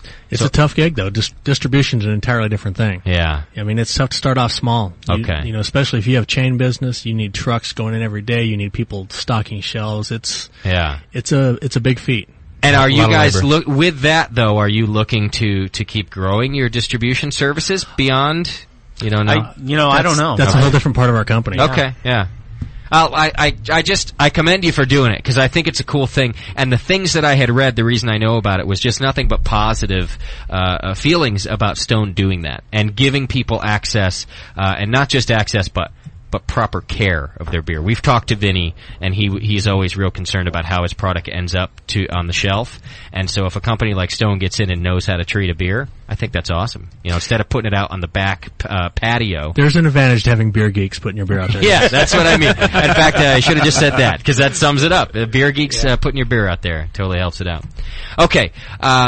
some specific beer questions for you. People want to know, and I know now you've just been with the brewery for 6 months. 6 now, months, yes. Okay, so maybe you know about the history a bit though, because people want to know what you do different each year for the old Guardians. Is that what it's called? Old Guardian barley wine. Your Old Guardian barley wine, because you put out one each year. Yes. And do you guys change it up, or you just do it? Not a whole lot. Okay. It remains faithful to the original. You know, it's I think we'll change the bitterness a little bit on it. We'll change the hopping, the varieties of hopping depending on availability, but not significantly. So the beer retains its original flavor and the original kind of theme that the beer had. Okay. There are little minor changes to it, but not major. Sorry, I'm joking. You're right over there, champ. What's going on there? He's verklempt. Well, I was just about to say how I was about to commend one of the beers of yours that I'm drinking, and then I started to choke, and I thought, well, this is a bad time to commend the beer. I'm choking. I've just had for the first time tonight the double bastard. Because I didn't drink it at the FM studio because I had to drive back here, and it's a 10% beer. So Whatever. I was being a good boy. How double are you, bastard? This is fantastic. Thank you. It's really a nice beer. Can you give us a little bit about what you do that makes it different from the regular Arrogant Bastard? Well, I can't say a whole lot except for the fact that we use the same ingredients as we use in the Arrogant Bastard Ale. We just soup it up a bit. We use more of the same ingredients. Take it to 11. Yeah, we take it to 11. Okay. I'd like to hear from Dave how he sells this beer. It's funny you say that. The take it to 11 thing is exactly how I was talking to people on last Friday night. Oh, that's I was what you talking said. about it. I said, this is Arrogant Bastard, turned up to 11. we put this one on 11. Exactly. There's that accent. No, truthfully, Cockney. Double Bastard, this is the one special thing we do every year that it's sold instantly. I get calls about this year round. If we brew this beer year round, it would probably sell year round. You put it on tap? Yes, we have a total of 4 kegs in the Bay Area. That's 4. No shit. One of them is going to be at the dinner. 4. EJ Fair dinner is going to have one of them. Okay. And a couple other of our special accounts. Wow. We kind of reward them with it. You guys are holding back. And the thing is, we reward them by making it available to them. Yeah. With Double Bastard, we make more of that than any other seasonal that we do, or any other specialty that we do. Yeah, but it just goes out. It's just in super high demand. I'll tell you what. All right, let's just talk business for a second. Anytime you can make a product that's gone before you make it, you're in good shape. You're doing good stuff. You know what I mean? Yeah, it's kind of a cool thing. Yeah, it's like it's all sold before we even get it out the door. Although the pressure of not fucking it up, Mitch, you're like there brewing it, going, man, everyone already bought this stuff. Yeah, that's why we're brewers. That's what you do. All right. Oh, so many of our listeners want to know how to bring it to the next level, which is selling it. And how you sell your beer? Sell your beer. They want to go up to your level, Mitch. They want to. I don't want to fuck this up. Yeah. They want to go pro. Is that what you're talking about? They want to go pro. Yeah. And are you telling us it's not that hard? Just do what you do as well as you do. You mean to go from like a home brewing to professional? Exactly. It takes a lot of money. Well, yeah. I think it's touched hard. on that one before. But that's a tough question. It takes a lot of money. It takes a willingness to starve for a long period of time. And eat a lot of macaroni and cheese. But what do you call them? Egg salad sandwich. I had egg salad sandwich. No, it wasn't even egg salad. That's too expensive. Yeah. I just had an egg sandwich. Egg sandwich with American mayo. cheese. Mayo is way too put you over the top there. I gave Mitch my secret. Something I've known so many home brewers that have done it, and they have the passion to do it, and then you have to have some business sense, and you have to be able to deal with distributors, and I think that's the hardest thing. It depends on whether you're trying to do a microbrewery or do a brew pub, and a brew pub, the complication is running a restaurant, which is a real pain in the ass for anybody. Right. I think Sean could talk about that. No, he can't. Sean's never there. Huh? He can't talk about that. Do we serve food? Is there even a restaurant? Yeah, Sean has an awesome partner. He has a back door to the brewery, and that's where he goes in You and said out. back door. That's it. We'll talk about that later. All right, I got more questions about Stone Brews too, and you in particular. People want to know, 2-part question: have you developed any of the Stone beers that are there? And second part is, are you designing any upcoming Stone brews? That's a good question. I think the first beer that I really got involved with was our 10th anniversary ale, which was a double IPA. Okay. And our lead brewer, John Egan, came up with a homebrew recipe that was 100% Summit hops and used Victory malt and pale malt in it. And we tasted that and we liked it, but we decided to change it. And so, I was involved in coming up with a hop bill on that. We ended up using Summit hops just for bittering.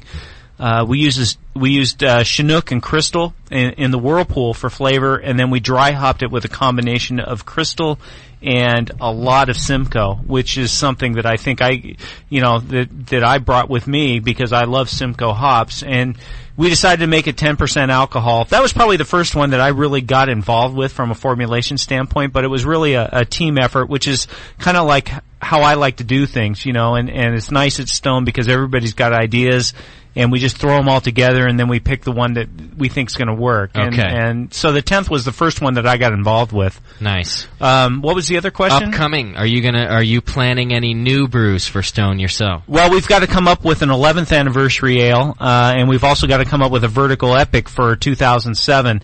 We just got a 20-gallon system from Beer, and More Beer. So, did you really? Yeah, we did. We haven't put it into use yet, but we're looking forward to using that for doing some pilot brews for it. You know what? Let me know. I'll come over and show you how to use it. Doc's got it. You know something? Come on down because we're looking at it and we're scratching our heads. And, I saw Doc use it, and Doc was telling me it took him a while to get used to it, and I was watching the whole thing, and I'm going, yeah, I could see that. It's while in the end it probably makes things easier, in the beginning it fucks shit up. Like, it's more difficult. Well, yeah, I had a 10-gallon system, a Herm system before that, and now I got this one. It's like, at first, like, I could do it. Now it's like, click, click, click, click, click, click. And I could pull it up wherever I want. And Justin was glassy-eyed. Yeah. So I like how Doc just described that with like half of a sentence. Click, click, click, click, click, click, click, click, click. Now it works. And it goes not bad. So we're starting to think about the 11th anniversary, and we're starting to think about the 2007 vertical epic right now. We're starting to, just kind of brainstorm some ideas, but we got to start brewing them on a pilot level, and I think it'll be fun. And John is big into barrels and big into Brett and things like that, which I think is great. And I'm big into hops and lots of hops and combinations of hops and things like that, and we make a good team. So I think, and it's all got to pass muster with Steve, Steve Wagner, who's the president of the company and the brewmaster. So we'll run it by him, and we'll try a bunch of different things. And I think you guys we'll need a hop back. So you've been you've been a hophead in the closet for 14 years. Yeah, I have. And you're now getting to break out. So I can see how your meetings go at Stone. Every time there's beer talk, you're like, we should put more hops in there. More hops, please. Let's try this hop, huh? This is a hop we haven't used before. Let's give it a shot. They're like, Mitch, it has 7 hops in it, dude. Yeah, I could use 8. Yep. I know I have a hop quota, but could I go to 20? That might be something I bring from Anheuser-Busch, the whole blending of hops thing. But I'd love to blend. Yeah, but during those meetings at AB, you were probably like, you had like a needle in your scissors in your leg, going like, more hops. Yeah. I'll tell you what, though, with the blending of hops, Mitch, I think we could do a whole show about blending of hops, because for me, it's a mystery, and how do you figure out what goes well together and all that? So we could do a whole other thing about the blending of hops. That would be cool, because I think it's really neat, and a lot of it's trial and error, and but sharing some of that wisdom that you've done would really help, because I think about it all the time. I'm going, well, I really like this hop and I really like that hop, but you get nervous because you don't want to screw up a whole batch by putting hops that don't complement each other. So that's a whole bit. Yeah, the one thing I can say right now is that crystal hops, which we really like, work with just about anything. Okay. And so if you use crystal hops in combination with a really high alpha hops, it really gives a nice level of complexity to it. Okay. Well, that's great advice right there. Dave, what's selling out there? Really? What's not? Yeah, anything craft brew is selling right now. Craft brew, I just saw that craft brew is up 17% in the alcohol market. It's the fastest growing segment of the industry. Saw that too. Basically what's selling is things that are made passionately. And again, like I said, it's either food or wine or whatever, but you know what? And beer's just, it's right there. And people are finally starting to realize, there's more out there than what I've had. Yeah. No, I think you're right too. It's about the people are really buying into the beers with passion, and craft brewing has taken that from wineries that here in Napa that were brewing small batches of wine and marketing it that way, saying that's why it's good and it worked for them, and now it's working for craft beer too. I'm glad you talked about the system from B3 because it was actually a question that came through earlier. If you guys do experimental beers on a smaller system, and I guess that answers that. You're about to start doing them on a B3 system. Yeah, we were using the propane burners, the king cookers, lobster cookers, whatever you want to call them. We were using those for a long time, and we decided to finally bite the bullet and get a real system, and we're looking forward to getting. I like that. I like that when breweries you're essentially home brewing in order to figure out what product to put out. Yeah. I think that's a great place to start, and I think it's what Dave's talking about here. If you're making it with passion, that to me starts from a passionate place. You're like, hey, let's brew ourselves a 10-gallon batch. Our beers don't start like at a marketing table. Yeah, it's not a big meeting. Oh no, It's our brewers start brewing things and we start talking about them and tasting them. That is a cool thing. Yeah, it's very cool. Question came through if Stone ever brewed a true Vienna-style lager. My guess is going to be no. It doesn't fit the Stone profile, does it? I don't think we've ever lagered anything. No lagers at all? Okay. Or will. Maybe an Imperial lager? I don't know. Imperial Vienna? I don't know. Dave, you don't think you guys have ever had a lager at all? I know we haven't, no. No lagers? No Okay. lagers. And I doubt we will. Really? Yeah. Is that a keep the beer moving thing, or... we just like big beers, and you get bigger flavors out of ales than you do with lagers. So, I love lagers, but I don't see one out of Stone. Well, it sounds like with your new brewery that you probably have the whole idea of like time and scale is like you probably set up more for ales and lagers. We are definitely. Yeah. Back to the oak real quick. People want to know the ones that you do have in barrels. The beers that you are doing? Yes. Where are you getting your barrels from? People want to know where to get barrels from. All over the place, actually. If you go and look on the internet for wine supplies, there's a lot of places that sell barrels. We bought like I mentioned earlier, we bought a bunch of brandy barrels from an outfit in Fresno called Barrels Unlimited, I think is their name. But there's if you go on the internet and look up wine supplies, there's a lot of used barrels out there that you can find. Okay. Bourbon barrels, that's another place, you can go and Pro Brewer can help you with that, or I know the Buffalo like Trace. Buffalo Trace sells a lot of their barrels. Buffalo Trace? Yeah. It's a distillery in Tennessee, I think, somewhere back there. Yeah, nice. So, maybe we'll start looking at that. Check it out there. We're always looking for new barrels ourselves. Okay. So, we don't have a steady supply. I would imagine with the growing popularity, it's getting tough to find. And you know what? Someone's going to start making some cash off it rather than this whole trading of the barrel thing that's going on right now. Yeah. Because it's just getting bigger and bigger, right? I think Jack Daniels might be waking up here real soon going, wow, we don't have to just dump these things. Yeah, there's a huge market. We don't need to make flower planters out of them. Yeah. Jack Daniels has a law.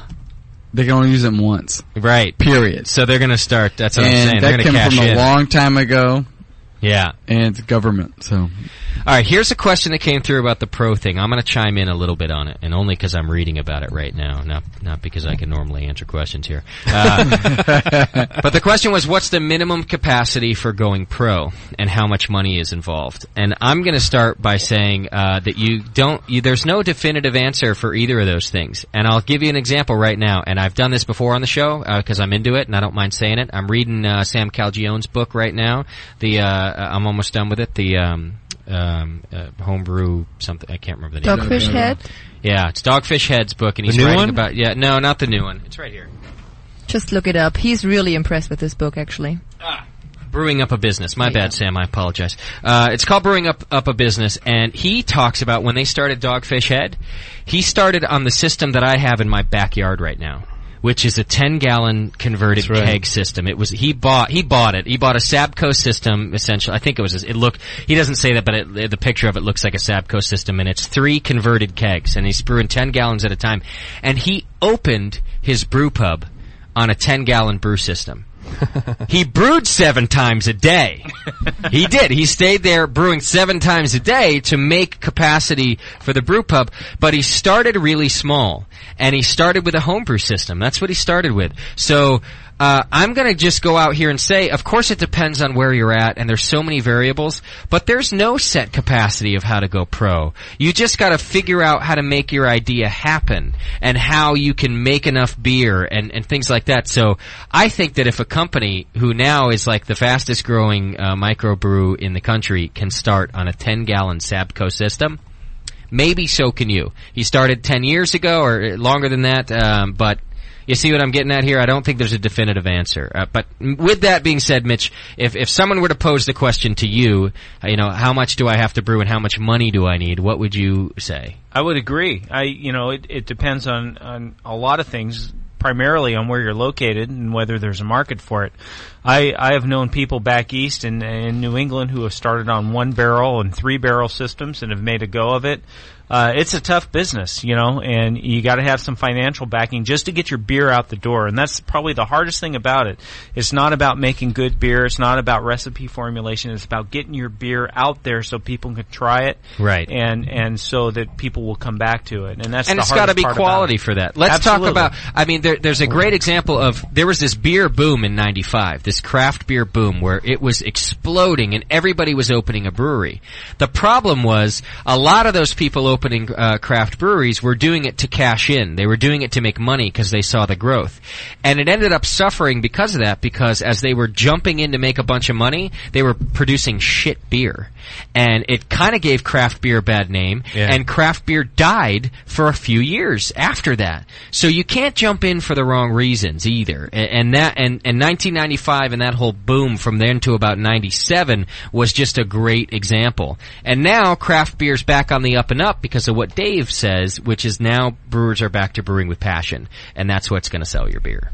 Exactly. I think the passion really comes through in the flavor, and the craft beer industry took a hit, in the mid 90s or later 90s, and then has climbed its way back up and is seeing very phenomenal growth, and it may take another little hit here, and then come back. But I think it's steady, and passion comes through. I think if you're looking at who's hot in the craft beer industry right now, you look at Dogfish Head, you look at Victory, you look at Founders, you look at Jolly Pumpkin, you look at places that are just doing these really passionate beers, and Russian River, 21st Russian River, 21st Amendment, and the thing is, and their watermelon infused with bacteria. 21st Amendment. It's like 21st Amendment. You're like the retard of the up and coming craft brewers right now. Fuck you.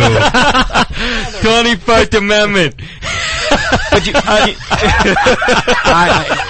I could go into a rant right now, and I'm not going to do it. I'm sorry. We got a yellow bus with 21st Amendment on the side of that. Come on. You're not seeing gimmicky stuff. Sean, I for one love your beers.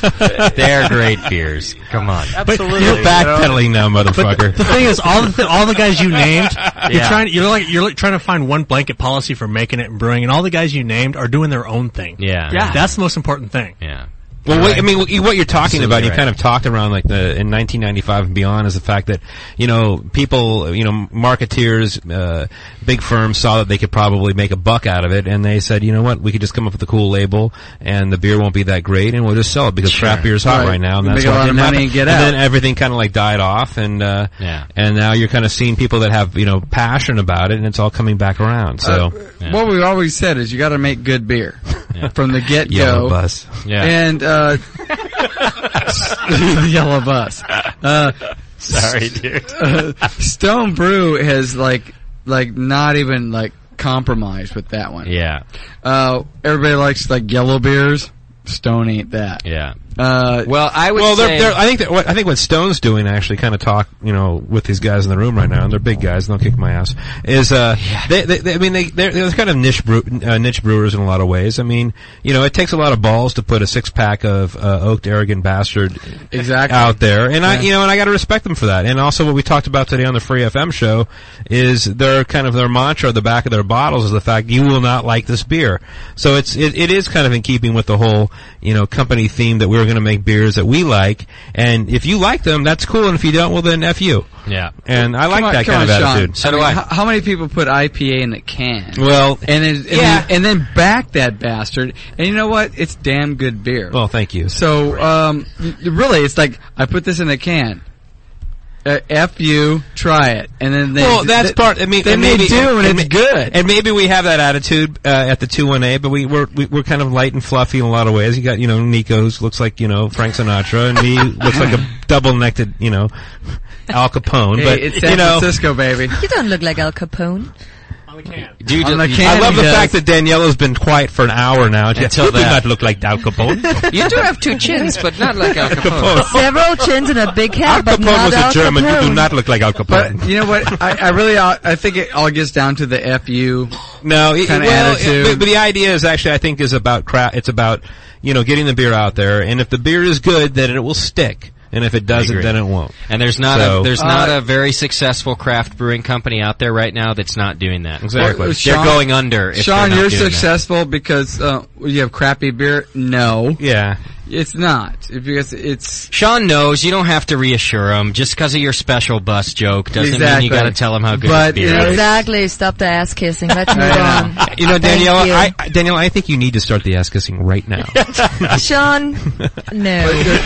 Sean's just got a different niche. We're going That's to all take it a is. quick break. When we come back, we're going to do our second and final registration for somebody to win a conical in the BN's Conical Christmas. We're here with Stone Brewing Company. We'll be right back. Yeah. You're listening to the Brewcasters. The Brewcasters on the Brewing Network.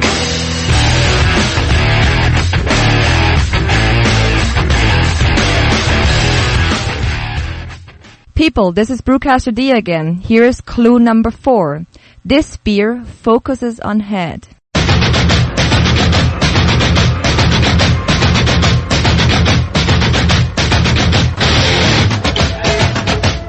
And now, back to the Brewcasters.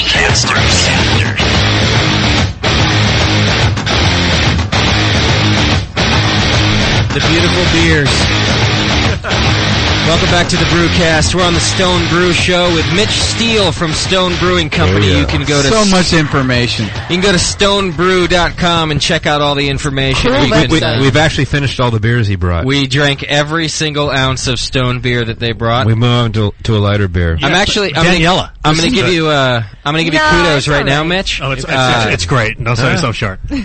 We've always finished brewers' beers in the night, but not during the show. We've never run out of the beer that was brought to us during the show. That's true. Well, Daniela, is this your beer? Yeah. And now we're drinking Daniela's beer. Daniela, this is the breath of fresh air. This is like a glass of... It's perfect after the big beers we've been drinking, right? Oh, yeah. But I'm your tool, though, so... You are my tool, my little puppet. Touch the belt. You're my little... You're my little Sean puppet. You're my little Sean puppet. In the special yellow bus. Well, I'm happy you've established this relationship, Sean. Well, what I did was we ran out of the Stone beers. We were having a great time drinking those, and I thought, well, what would be nice is a light beer to kind of cleanse the palate. So I grabbed Daniela's Blonde Ale, which has been aging, believe it or not, aging in our house, and That doesn't happen. we did this one. This is the last of it, though. It's the last. I put it in a growler, and that's what everyone's drinking. So Justin, you're like It's nice, right? You're the beer sommelier. Yes, I am. That's what I am. Justin, say that word. I can't. Sommelier. Sommelier. Salmonella. Yeah. Well, He did a good job, though. I don't care if you can't pronounce the word or not. It's actually, he did a good job. And it's good beer, right? It's awesome beer. And that's Daniela's beer. I don't like it too much. I like it. But I'm just like Sean in that matter. Guess you're German. No, I don't know. The first time I brewed It's it was actually- much better. It's quite I nice. like it. It's And- It's and all right. Mitch here loves it, and he worked at AB. Not a good sign. Oh, that's right in my heart. here? No, Mitch, that's the wheels of the craft brew bus coming over you right there. Can I start over again on that You one? water that down, it'll be great. Whatever I was trying to say to compliment you is what I'm trying to say. Yeah. So let's start over. Mitch thinks it tastes like fizzy yellow stuff. And he knows so well. He likes it. I like it. Would you give it a what kind of beer would you say it is? Because we don't know. Golden ale. Golden That's ale. what I was trying to brew. Golden ale. There you go. You brewed it. All right. It's time to do some more registration Ooh. to win a conical in the BN's Conical Christmas, courtesy of Beer, Beer, and More Beer and HCA Industries at HCA. And I'm in on this one, right? You're not in on it. Okay. All right. This one is for the chat room. So if you're not in the chat room right now and you're listening, Give me a second to log on to my BlackBerry. Get into the chat room. Both the guys from Stone right now have their big blackberries out. They want to win conical. They're all about the crackberry. Crackberries, yeah. Christmas. You got to get into the chat room, and I will go ahead and filibuster for a couple of minutes to let you folks that aren't in the chat room yet get in there. It's going to be a trivia question, and someone's going to have to find the answer. All right. And the first person to give the correct answer, will be our second and last registrant for today's show. And both of you, Bub is our first one, and whoever's not me, about to right? will now be in the running for one of these conicals, and we're giving away 2 of them. Can I answer? If you haven't been paying attention. No. Still no. Pretend to, though. The answer is still not. Okay, fine. But your goat can. And I think that I have the. I'm going to announce it as you type it too. And I think I remember the correct question, but I'm going to make sure that. While we're waiting for all those people to log on, what's this BFD deal all about? Big fucking deal. Brew Free or Die. It's a New Hampshire, Manchester area home brewers club that I belong to, and I have a lot of friends back there that I think a few of them are listening. And they sent a question asking whether I'd be coming to the Christmas party, which is usually the first or second weekend in December. I think it's the second this year. And the answer would be no, unless somebody is willing to fly me back, and then I would say yes. Gotcha. We usually have, when I was a member, we had great beers. I think last year we flew back a 5-gallon keg of Pliny the Elder for the party. We always have good beer there, and it's always a great time. So the Stone Company picnic or Christmas party is the 3rd, so I think that. Yeah, so I'm good for the second weekend of December, everybody. So if anybody wants to fly me back to New Hampshire, I would look into the club treasury and see how much it would cost to have him fly back there. You're like the homebrew royalty that they have now. Yeah. But don't you actually, having worked at Anheuser-Busch, don't you have access to the company jet since you have been on? You mean the Anheuser-Busch jet? Yes. No, never. He won't fly you back? No. Oh, there's an AB Not jet? even when I was working for AB did I have access to that. Mitch, I gotta talk to you about using the Get jet. upstairs now. You can't use the jet, dude. Do you think Augie Bush says, dude? Dude, listen. Dude, yeah, that's big in the Anheuser-Busch vocabulary. Mitch, dude, this is Augie again, and listen, you gotta stop using the jet for your bitches and hoes. Your collar is not starched enough. I mean, you're making good beer and everything, but quit dicking around. Dude. Put on a tie if you're flying in the plane. That's Augie's voice. I guarantee that's what Augie sounds like. And he always speaks through like a megaphone voice. I did not turn you off. You turned yourself off. What's going on over there? You guys... I think David turned you off. There's a switch. No, it's on. It's on the microphone. Do we have a Is caller? it back on? I'll turn you up if you. Amateurs. There we go. Yeah, you did it. I haven't touched my phone. Freaking out. Caller, you're on the air. What's happening? Caller, you still there? Yeah. We warned him. He left. Dave cut them off too. Scared him away. Okay, so I've given you ample time to get yourselves into the chat room. Here is the competition. Here's what's going to happen. Danielle is actually going to type it first, and then I'm going to announce it. It's a trivia question, Daniela. The first person to type in the correct answer, and we're looking for an exact answer. It is black and white, night and day, clear as a bell. Give us the right answer. It's all black and white. All right, I'm telling you guys right now because I know how it goes. All right, there is one exact answer to this question. Daniela, type it into the chat room. First chatter to type the answer back is registered to win a conical. Go ahead, Daniela. Okay. Type it. It's typed. Okay. The question is, just so everybody at home knows, according to the Stone Brew website, what is the IBUs for the Ruination IPA? What do they state as the IBUs for the Ruination IPA? Mitch, you're not allowed to answer. Mitch knows. Mitch, you can't answer. He can keep his job. It's according to the Stone Brew website. What do they put as the IBUs for Ruination Quick, click. IPA? And This is like sitting 5 feet from a conical fermenter, one and I answer. don't have a computer. That's right. It looks like somebody's given the answer. Yeah. Somebody's Plenty given the correct. of people, yes, but They were all just like hovering on the proper who's the page. first? So we have a winner, right? we do have a winner. Don't tell me. But we do have a winner. Don't tell me who it is. Okay. Okay. So we have a Vino. So now that we have a winner, and it's an exact winner, Mitch, what does it say? No. I'm moving to David. Come on. Mitch is looking at his notes. David, without looking at notes, do you know on the yellow bus. Do you know the answer to what the website says? I know what it is, but I don't know what the website says. All right, tell us what it is.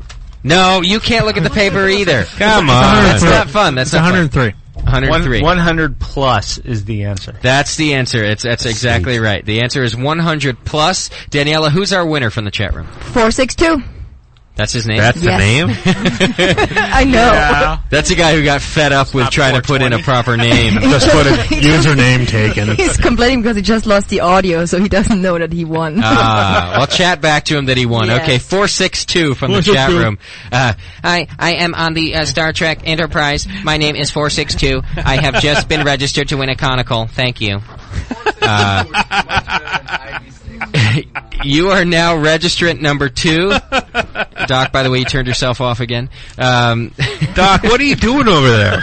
Doc is hammered. He's too much arrogant bastard. I'm sharing this microphone with a newbie. Oh, come on. Don't blame it on He the hasn't new guy. touched that microphone as much as Yes, you he have. has. Stop sharing. There you go. Touch that. Touch it. Touch the felt. You touched the felt. All right. Now I got to turn it off myself.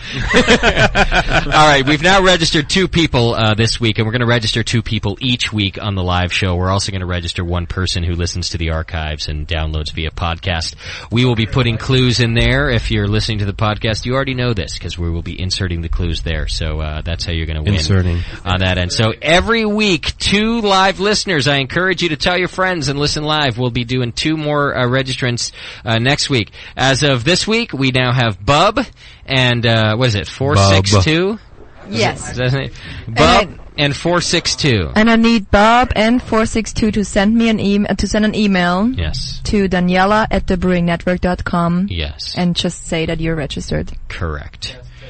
There you go. Now, the other way that you can register is by naming our Sunday show. We've never had an official name for the Sunday show, and everybody's eligible to do this. If you can come up with a great name for our Sunday show, you can send it to conical@thebrewingnetwork.com. Conical@thebrewingnetwork.com. Send your ideas. We'll be picking 5 finalists, and all 5 finalists will be registered to win.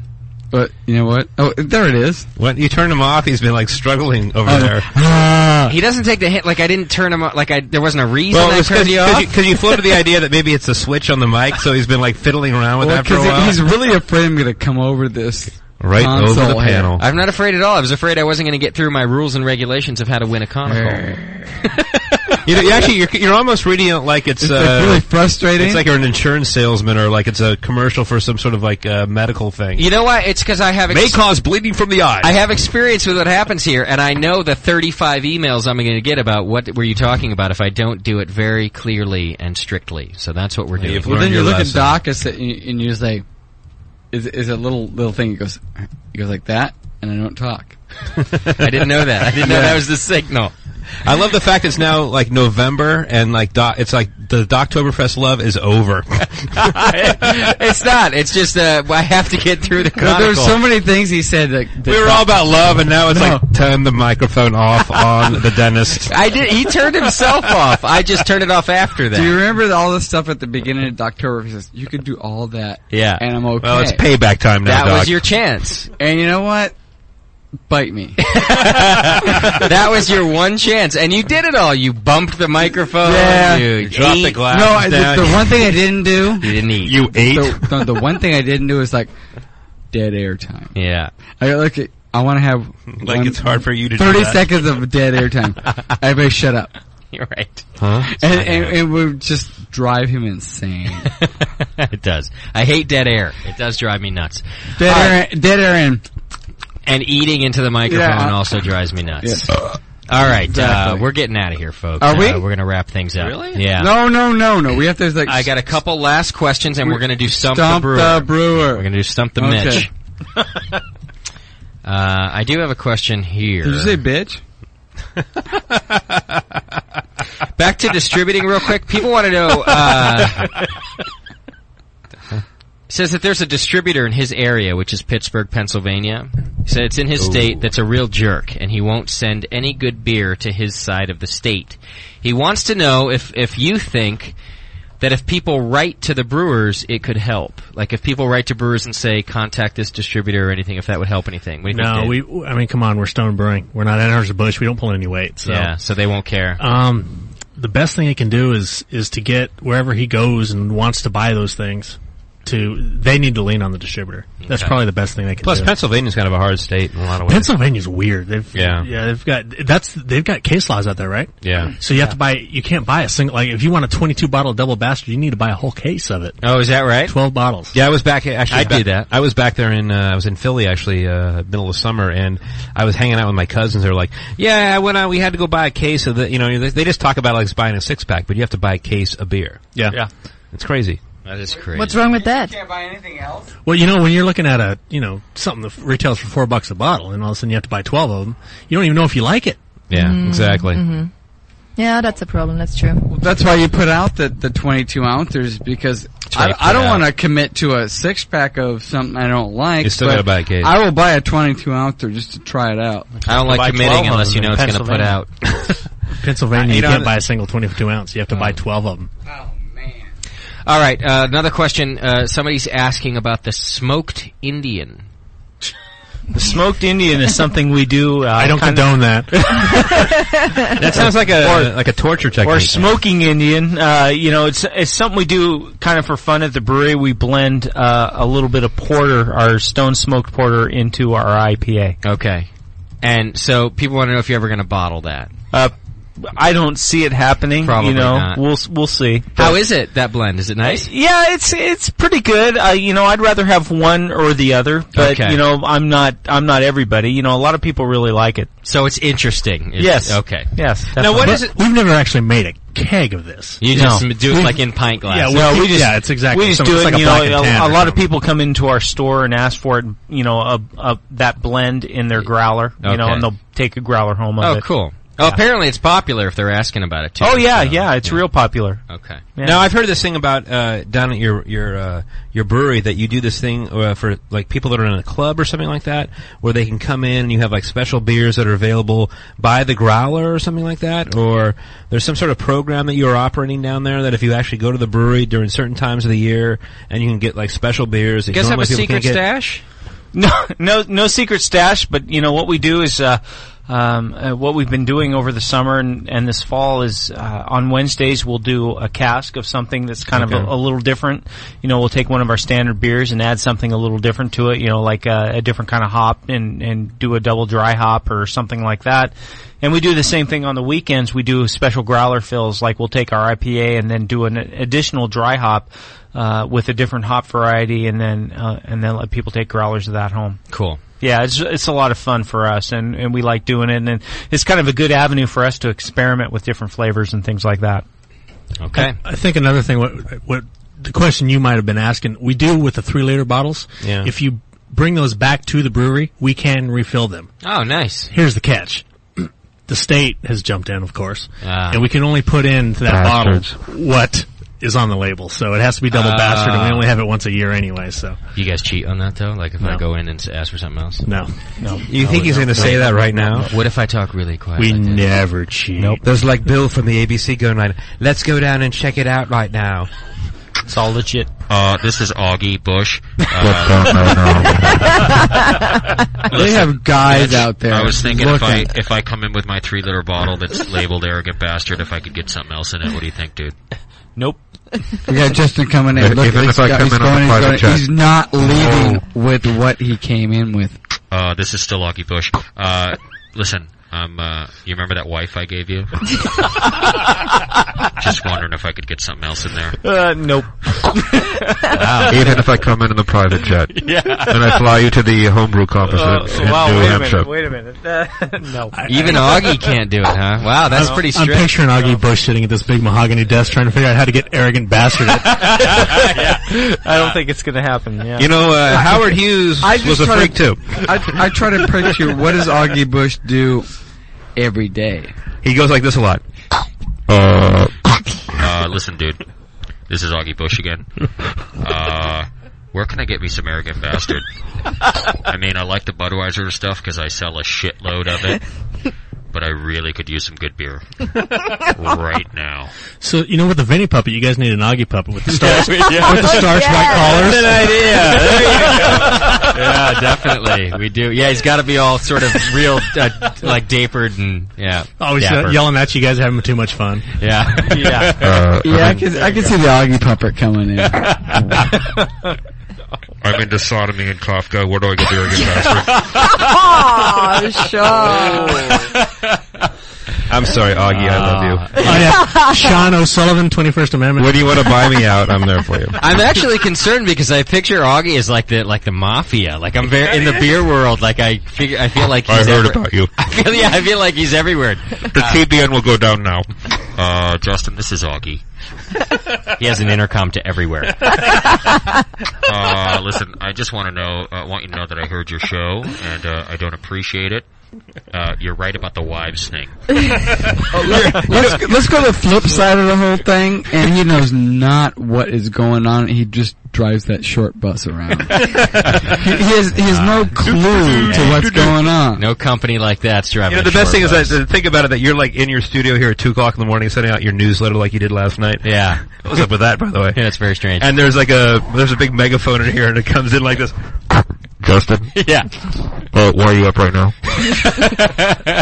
I love that. I don't think it should be an Augie puppet. It's an Augie intercom. No, I think it was that 2 o'clock thing where we were all singing, and he comes in and goes, Sean, you're flat. Yeah. The show's going on too long. We definitely need the puppet, and then we can have a puppet fight. Between the Vinny puppet and the Augie. Yeah. Vinny will kick his ass. Sunday. All right, we are getting out of here. You just said we're gonna stump the brewer. Oh yeah, you got one. I got several. What do you got? What's the price? I got some shirts and shit. Like always. Yeah. All right, let's see which one is. Okay, you guys first. can help each other. Cool. That's good. Let me see. Are you ready? That would be 7 pounds of extract. Cool is not the right answer. The first question that came through was, what was the 5th anniversary Stone beer? Okay, Dave, help me out here. 5th anniversary was a double IPA, and a fantastic one, I might add. Not stumped. All right, not stumped. What else you got? Where is the Stone winery located at? Which is winery in English, by the way. Thanks for the translation.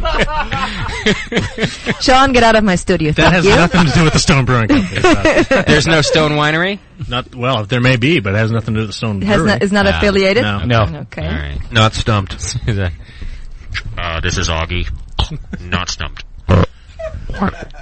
How many homebrew clubs are there in St. Louis? In St. Louis? We gotta stump you. That's not even right. I know Pronounce it right. I know of one. That's right. Yeah. So that's your answer? That's my answer. Not stumped? Not stumped. Wow. You really know of one? I went to one of their meetings one time. Did you? They're a very cool group. Yeah. I was there too. I can't remember the name of the group, but they were cool. They were good people. All right, not stumped. I think it was Wish We Were Augie. No, that wasn't it. What else you got? German history. When was the first Oktoberfest held? Oh. September. That'll get you. Yeah. How about, September. Not stumped. That's a good answer. He's good. All right, he's good. Not stumped tonight. That's all I got. That's all you got. That's it? Nice. Not stumped. No one more. That's all that was in there. That's all that's Fantastic.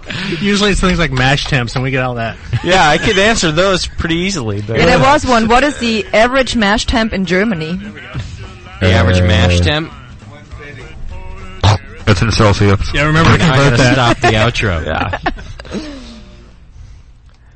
Wow, dude. Is there an average mash temp in Germany? Like, where is this answer found? You know what I mean? Well, does that mean the average mash temp for lagers in general? I don't accept the question. Thank you. Are we averaging like step mashes, or what are we doing? All right, listen, we got to get out of here. I encourage you to listen live next week because you get 2 chances to register for the Brewing Network Conical Christmas. You can also chances. Send in a name for the Sunday show to conical@thebrewingnetwork.com, and that could secure you a position to get a new conical fermenter. Sean Day. StoneBrew.com is where you can find all sorts of information about Stone beers. I want to say thanks to Mitch Steele for coming in here. I really appreciate that, Mitch. Sure, thank you. Thanks to David Hopwood for setting it up. It only took you a year, you douchebag. I was just waiting for the call back. Yeah, it's true. It's true. You know what? You thought he didn't want to do it because, it wouldn't, push it. Head on out to at all. Head on out to EJ Fair tomorrow night at 7 p.m. because there's a beer dinner going on with Stone Brewing Company and EJ Fair's beers, and you can get Stone Pale Ale on tap for the first time up in this area. So check that out. There's still tickets available. You can get them at EJ Fair. Daniela, the chat room's okay? What, are they going nuts now? Or no, what? but they just had a very good Stump the Brewer. What year was Bud Light first brewed? I'm going to say, let's see, Budweiser Light or Bud Light? Bud Light. Oh, touche. I like the not stumped part of that question. Very good, Mitch. You're still with the family. Yeah. I will say 1984. Incorrect. You're stumped. 82. Oh, 1982. I almost said that. All right, I'll send the T-shirt to somebody. Give Daniela an email. Daniela at thebrewingnetwork.com. Thanks, everybody, for tuning in. Thanks again to Stone Brewing Company for all the beer and the good information. I appreciate, really, again, for you being so forthright with all your information. Hey, no problem. Cool. You going to come back and talk mixing hops with us? Anytime. Okay. Anytime. That sounds good. He flew up just for our shows, and I really appreciate that. Thanks to Stone Brewing Company. Stay tuned, everybody, because we're going to keep registering people. We'll see you next week. Don't you give me that American crude, boys, I want a real homebrew. Homebrew, don't you really love it that a homebrew? Can't get enough of it. Homebrew, it blows my mind. I love homebrew all of the time. Yeah, I think I'll have me, well, I'm the one right now.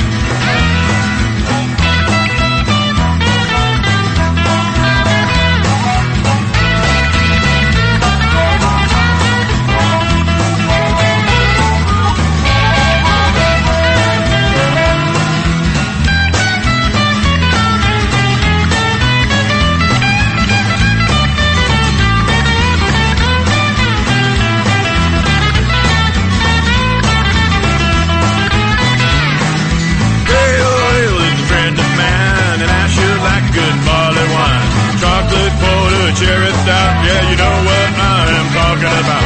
But don't you give me that American crude, boys, I want a real homebrew. Homebrew, don't you really love it, that homebrew? Can't get enough of it. Homebrew, it blows my mind. I love homebrew all the time. Yeah, I think I am that well, I'm the one right now.